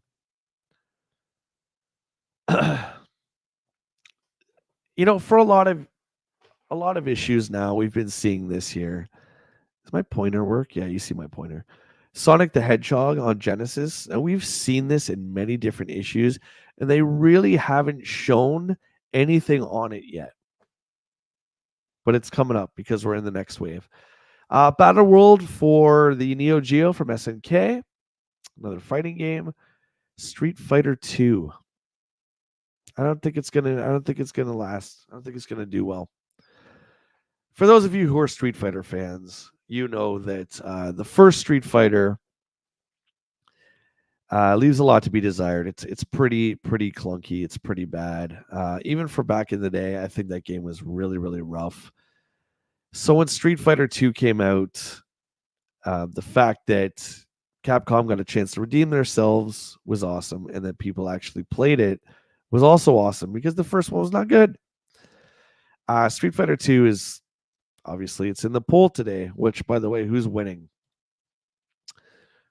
Mortal Kombat's at 40% and Street Fighter 2 is at 40% still. We got a tie, and I like that. They kind of cancel each other out.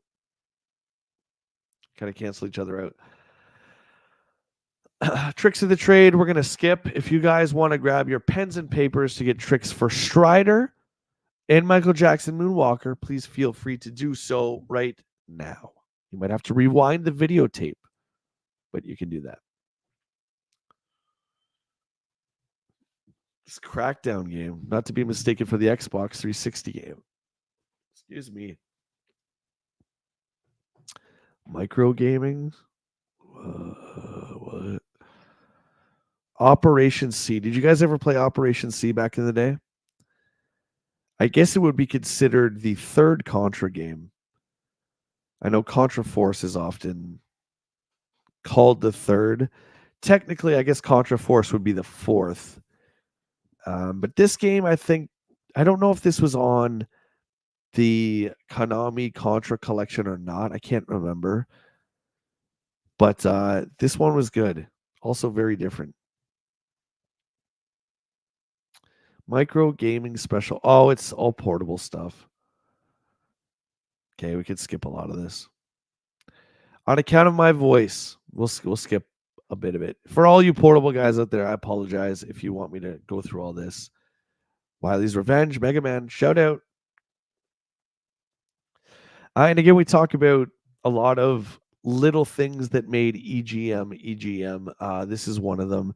As redundant as it might be now to see maps for a fast-paced side-scrolling shooter like Mega Man, a run and gun, whatever you want to call it, it's nice to see that EGM took the time to do this. And I really love how they treated portable games just like they were regular TV console games or equivalent to arcade games as well. A lot of people didn't see the portable stuff in the same light as the Big Brother console games, but EGM always did. Mad respect for that. Look at this. I mean, again, you don't need maps for R-Type. You don't. But it's cool just to see the levels laid out like this. So for this map, you go right, and then you go here, and then you keep going, and then you fight a boss. This iconic boss right here. Image is burned in my mind. Anytime I think of R-Type, I think of this guy right here. Pac-Man again. Not the world's biggest Pac-Man fan. I'm really, really terrible at it. That's probably why.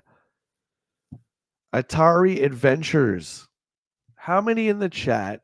I'm gonna end this poll here.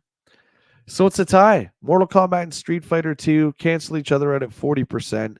Marvel vs. Capcom 2 receiving a mere 12%, and Killer Instinct with an even smaller 8%.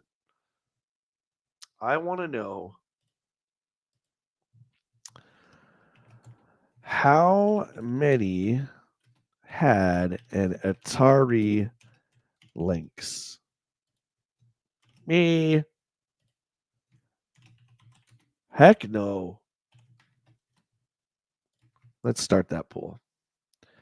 Rygar for the Lynx was god tier. That was one of those games that sold this system. I think it was a bit different from the arcade and very different from the NES one. But yeah, Rygar was a system seller for sure. You know what, HCC? It was a great system that had a lot of potential. Yeah, it's $149. Oh, it was $99. What was this? Lynx model, California Games Cartridge. Oh, you got it with California Games for $149. So that's not really a good deal. But I mean, that's a lot of money. That's a lot of money back then. Arguably more powerful, sure, than the Game Gear and the Game Boy. And I guess the Turbo Express, but that was just the Turbo Graphics. Arguably more powerful. Obviously, it was colorful. But there's just something about the Lynx that was off.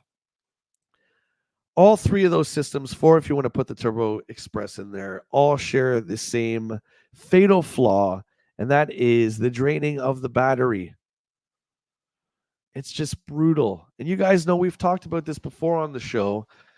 When you drain the battery after spending hours and hours on your Lynx or your Game Boy, going to your mom and dad and saying, can I buy batteries? I need batteries for my Lynx. And it was like, what, 5C batteries or something crazy like that. Most parents would be like, we can't really afford the batteries right now. So maybe that was another reason I really didn't gravitate towards these portable systems, because they were just too expensive to keep up and running. HGC says, I never owned it, but I did play it. And if we go to the poll here, 6 votes, 100% of you guys with 6 votes said, no, I did not have an Atari Lynx. There you go. Of course, you could get accessories, the car charger, which was only $20. Which, do you guys want to do that fancy thing you do where you type it into the old goggle and it will tell you what 1999 translates to today? So 1995 Canadian, 1999 for the year 1991. What would that translate to dollar-wise in 2024? I bet you it's going to be $40. On a side note, my buddy did have this Lynx carrying case, and that was pretty boss. I would love to have this just as part of the collection. That would be sick. Lots of love to the portables. Look at these games. You had a really, really, first off, you had really, really, really, really, really, really great arcade translations / ports of Road Blasters, of Rampage, of Clax, of Gauntlet. I don't know if Blue Lightning was an arcade game, but those 4 games alone, that's powerhouse. Road Blasters was fantastic. Rampage, we all know, is a huge, huge winner. That game is awesome. Clax, I'm a big fan of. Gauntlet rules.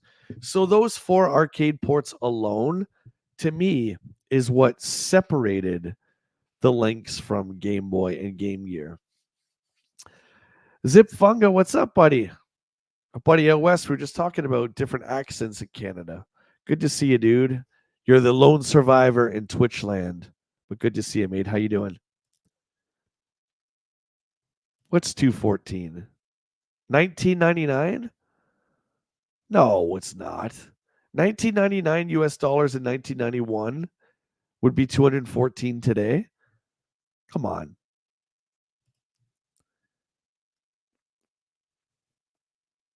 Yeah, Willie's net's down right now, unfortunately. Oh, 99. Okay, sorry. I meant the HEC, my bad. I meant the car charger that was 1995. What would that be? Neil, what's up, buddy? How you doing? Good to see you. Neil said nobody had the Atari, and that is true. 8 votes now on the poll here. 100% of you guys said, heck no, I didn't have a stupid Lynx. I just added the stupid in there for fun. Look at all these games. Miss Pac-Man, Paperboy, Robo Squash, I don't know what that is. There's your Rygar. Shanghai, Slime World was a system seller. Xenophobe was a system seller. And I don't know what that Zarlor, I don't know what that is. Look at the screenshots, for instance, on Xenophobe. It's so good. Rygar, excellent. Paperboy looks fantastic. Yeah, full case. So HEC says $43 today. That's what the cigarette lighter charger thing would be for the Lynx. If you were lucky enough to have parents who bought you this thing, I guarantee you they were not going to buy you the car charger. I'm just saying. That's just a flaw. And I think at this point, a lot of people had the Game Boy as well. So we know, guys, if you weren't old enough to work yet, it was already tough enough to trying to convince your parents, your aunts, whoever was buying you the games to get you another branded system, right? You have Nintendo, well, I want a Sega too, and you had to like plead your case like you were in court with Judge Judy. It was hard to do. So that might have been a flaw of the Lynx. Ninja Gaiden, the arcade game. Oh, for the Lynx, this was exciting for me. This was a reason to get the Lynx.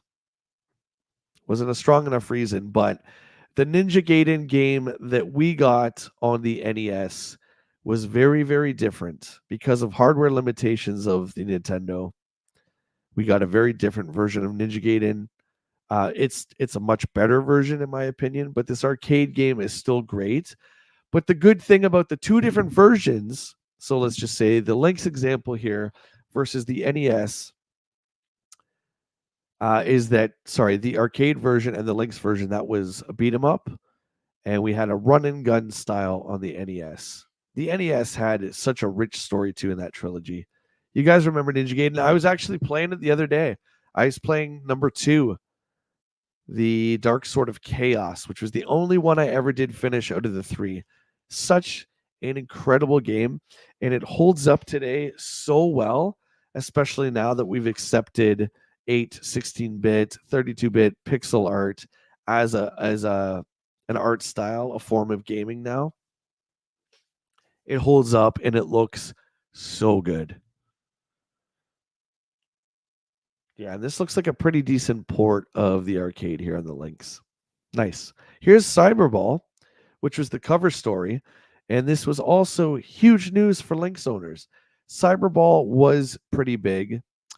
For those of you who weren't fans of traditional sports, this was kind of like a way to nerdify the football game.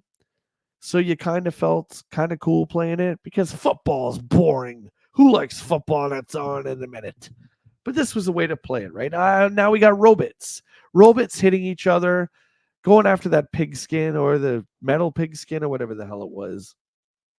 Cyberball started off in the arcade, hugely popular, came to the Genesis, and now you got a portable version of it on the Lynx, which is also, once again, the cover story for issue 21 here of EGM in 1991. Look, here's all the plays if you want to read up on them, if you want to study them so you can beat your opponents into oblivion. I got to say, though, according to the poll, now we have 9 votes. 100% of the people said they don't have or never have had an Atari Lynx. Trying to find a buddy who had a Lynx back then was tough. And I had a couple of really close friends that were into games as much as I was, and only one of them had a Lynx, but they sacrificed because they did not get the Game Gear or the Game Boy. Pretty hardcore, man. Block out. Yeah. I mean, if you're into Tetris, this looks cool. Going back to the review that we read just an hour prior, not really my thing. I think you want to talk about an oversaturation of a genre. The puzzle games, I think there was just a few too many, but got to give it props to Block out here. I mean, we're taking the Tetris formula and we are doing something a bit different, right? So for me, if I had to go back, it's Clax. I know I got to be the hipster, but I love Clax. Oh, look. Zip Fungus said, I had a Lynx briefly when I was little. There you go. So now I have two buddies who had a Lynx. There you go. That's awesome. Very cool, mate. I can't even like even now, Zip Funga, when I'm trying to or when I'm going out to like retro stores collecting and stuff, it's still pretty rare that you find a Lynx. Just saying. Hockey on the Lynx. I don't remember this.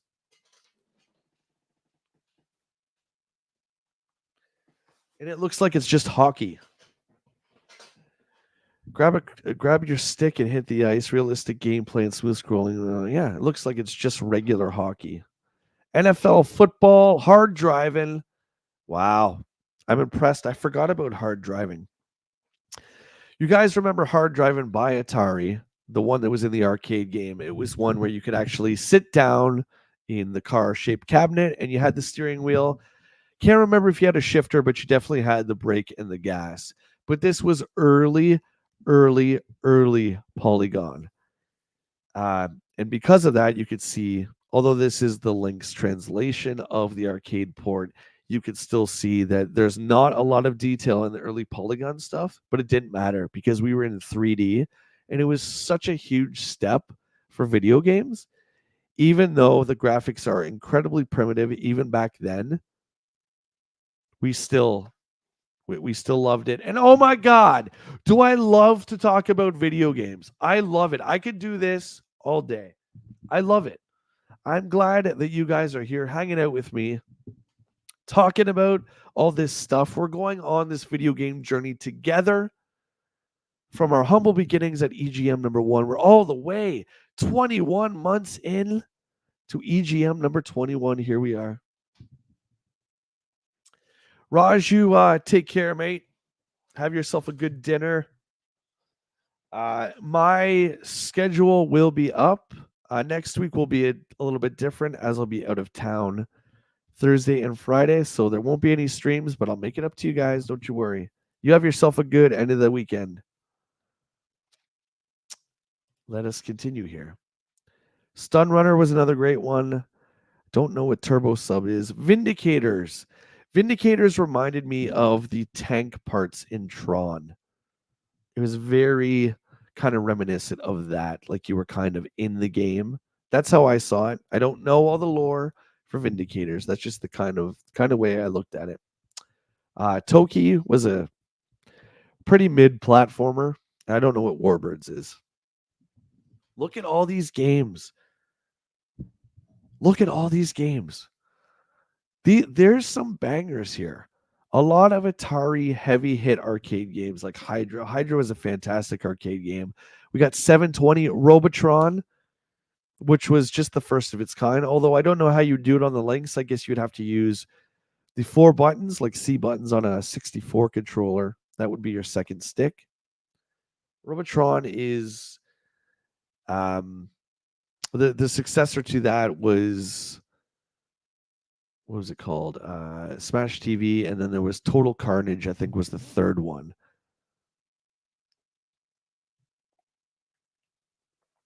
All hail Hydra. Yes, indeed, my friend. Pac-Land, pretty mid side scroller. Their attempt to listen, I don't want to say their attempt to make Pac-Man more than what he was, because Pac-Man's larger than life, but I'm just saying Pac-Man is in his maze collecting his dots. I never liked this whole make him a character with legs and arms thing, but that's just me. That's just me. Look at all these games. Cybots, golf, Bill and Ted's Excellent Adventure, bro, dudes. That game looks tubular. And by the way, I'm going to write that down too. Bill and Ted's for the links because I got to get even more hipsterish.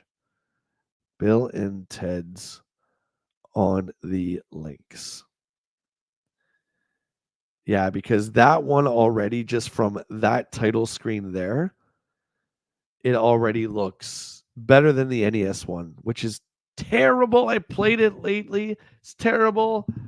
Got a station, right? I mean, that one looks pretty good. So I'm going to put that on my list for when we do our big retro game hunt trip. And then the Lynx is now down to $99. I think this is version 2 of the Lynx. The first one was bigger and lighter gray. Starchian. See, I didn't even write it right. This is how you know your boy is like losing it. He's losing it. Even spell it right. Game Gear. Gonna skip it a bit. Yeah, I spelt it wrong. I know. Startian. Supposed to say station. Spell it out right for me, please. Thank you very much. Sorry. There you go. In Game Boy, we're gonna skip Game Boy a bit. By the way, did any of you guys ever play? Where was it? I just skipped it.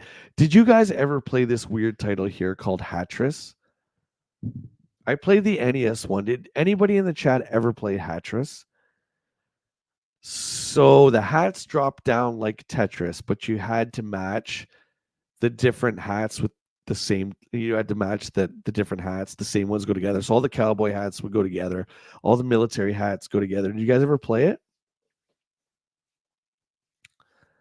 Oh, I know. My typing is like my writing today. See, like my reading today.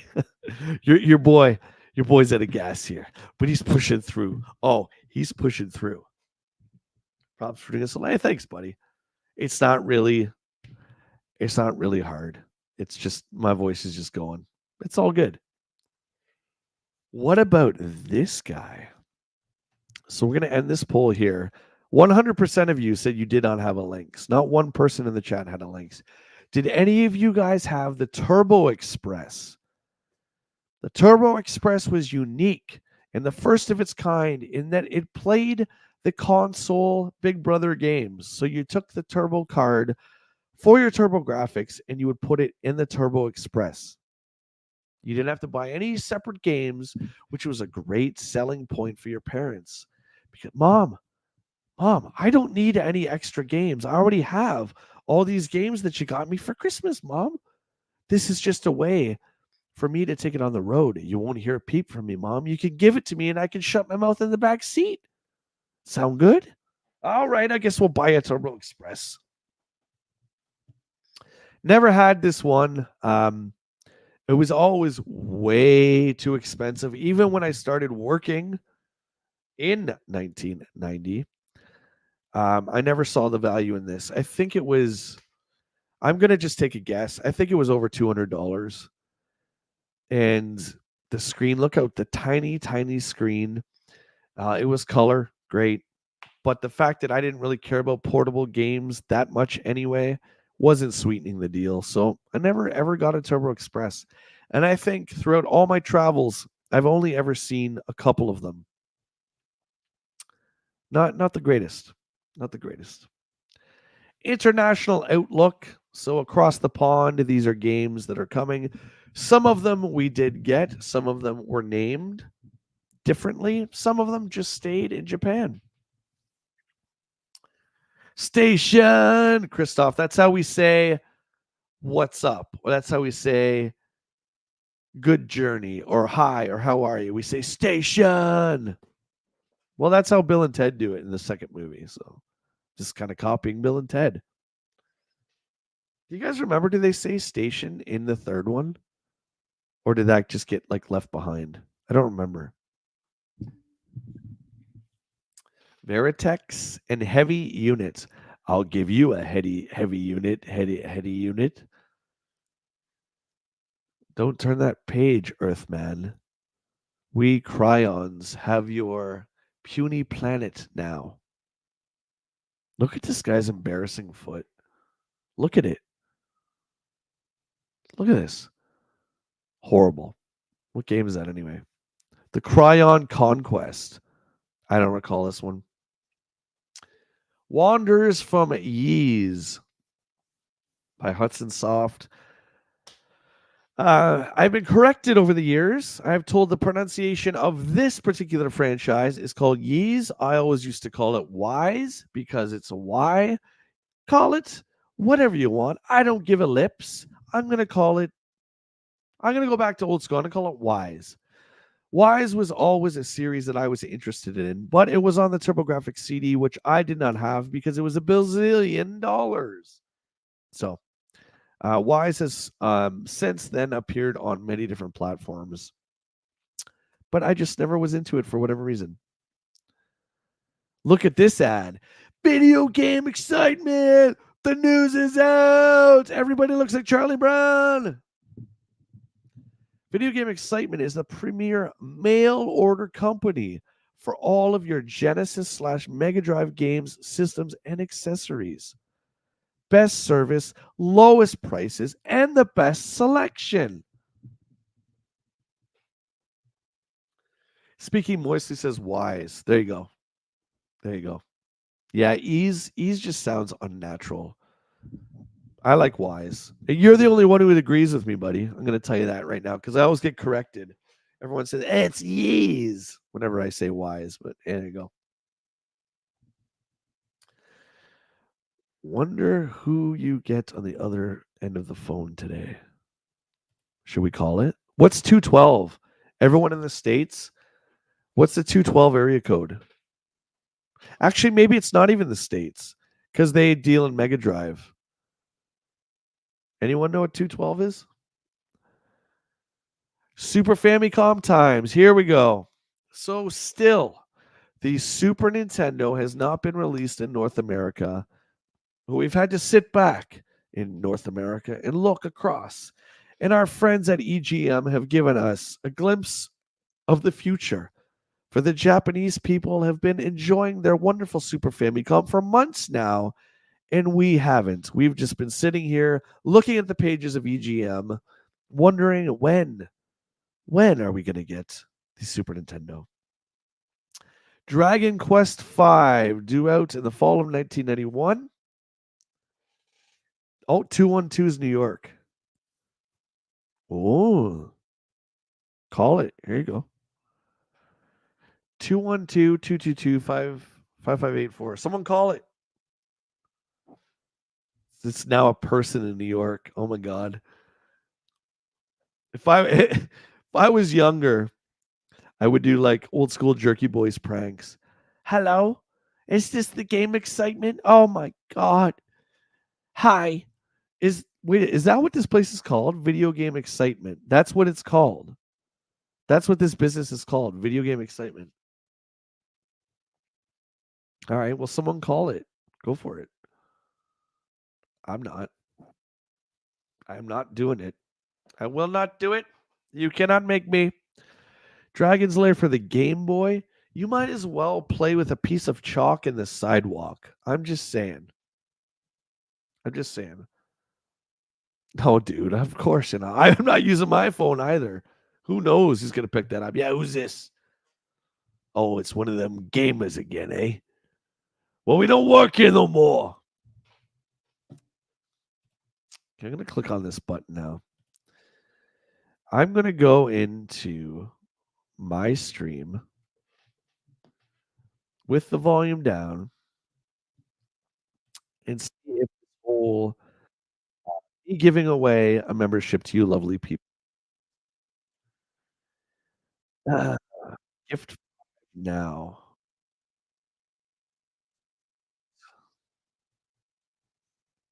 See, I don't know if it's gonna work. I'll try it. There we go. See if that works. There you go. There's 5 gifted memberships from me because apparently I didn't know, but I get a few free a month. So that's my gift to you guys. So there you go. So who got them? Scuba Pete, Van Morrissey, Master Son, Keys Collects, the Bearded Lion. Congrats. That's from me to you guys. I love you. All right. So it does work. We are now at ActRaiser. This did come for the Super Nintendo.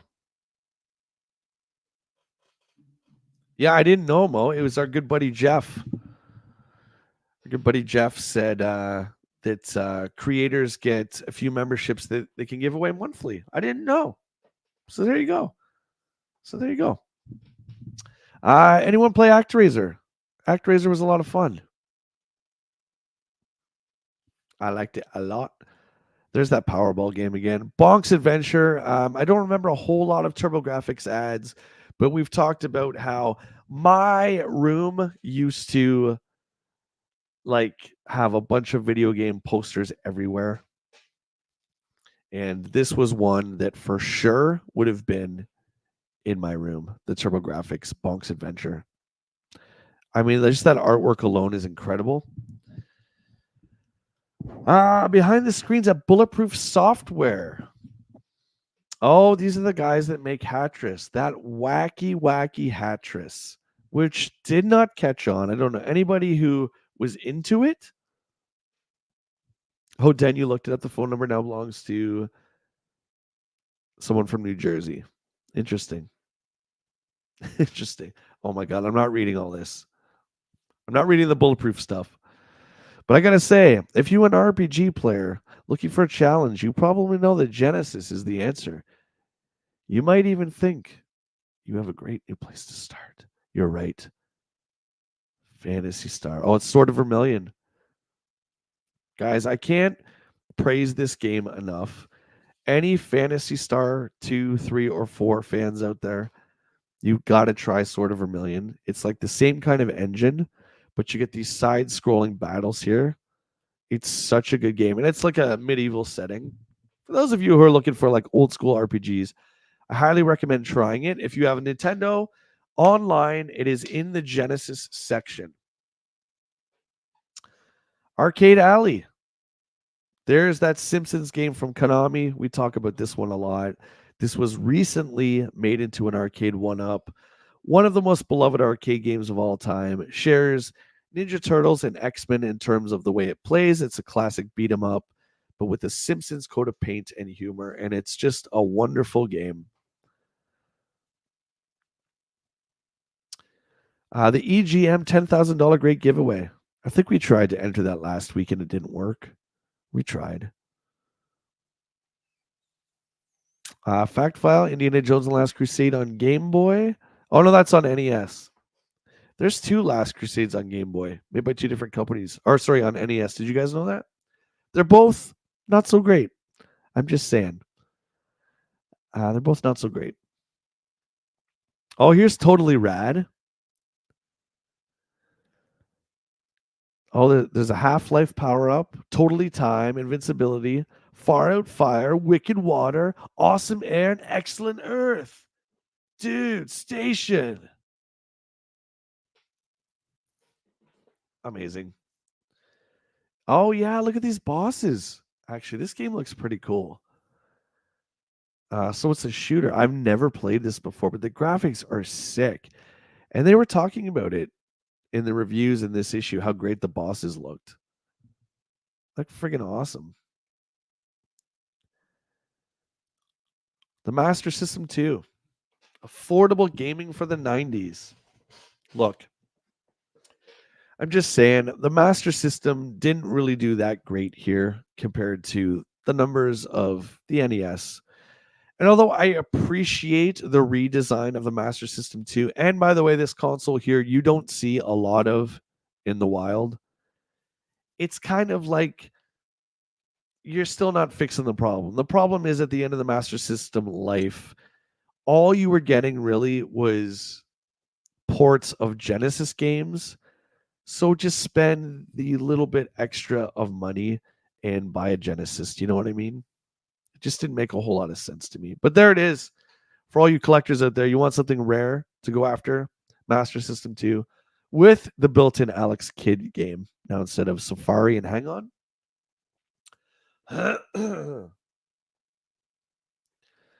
More new titles coming out. I think these are Master System. Yeah, Spider-Man Strider on Master System. You gotta give him props for trying, right? And it does look a little bit better than the NES version, although the NES wasn't looking to replicate the arcade. They kind of made their own different Strider game. Here we go, full motion video goodness, and here's a little sneak peek. We're getting a nice full motion video game today. I'm dropping that video. Should be later this afternoon, maybe around 4 or 5 o'clock, guys. Make sure to check it out. I think you're going to find it hilarious, but you're going to get some full motion video goodness on my channel today.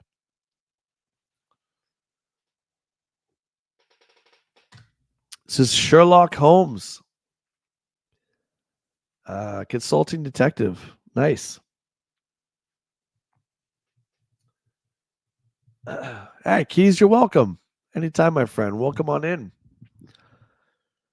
How you doing today? Good to see you. Yeah, Sherlock Holmes. I never played this one. This was big on. I think this was also on Sega CD, if I remember correctly. This one's on the Turbo, but I never actually played it. I would like to go back since it is full motion video. Looks like a lot of fun. I still want to stream Snatcher too. I really do. Which one is this? Battle Tank. Doesn't look very exciting. I'm just saying. Here's Flicky for all you freaks out there. I really wonder if we're going to get a Bishu ad. Mo says, I think I played that Sherlock game on PC. Maybe. That's awesome if you had a PC that could play that stuff, man. I always had a couple buddies that had the latest and greatest PC and they had CD-ROM attachments to them. I was just like, oh my God, you guys are gods. It's amazing.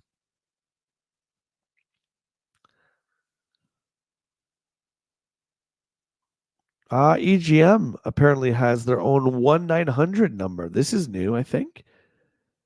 Oh, yeah, you can find out what games are being reviewed. Gaming gossip, next wave. Oh, look at this. There's all these pre-recorded options. It's pretty cool. We're getting into the 90s now, ladies and gentlemen. Look at that phone. Remember that? You could hang up with somebody and you boop, smack the antenna down. Lots of fun. We're in Super Play here. This is Shadow the Ninja for the NES, which is a pretty fun game. Platformer / run and gun, similar to Ninja Gaiden.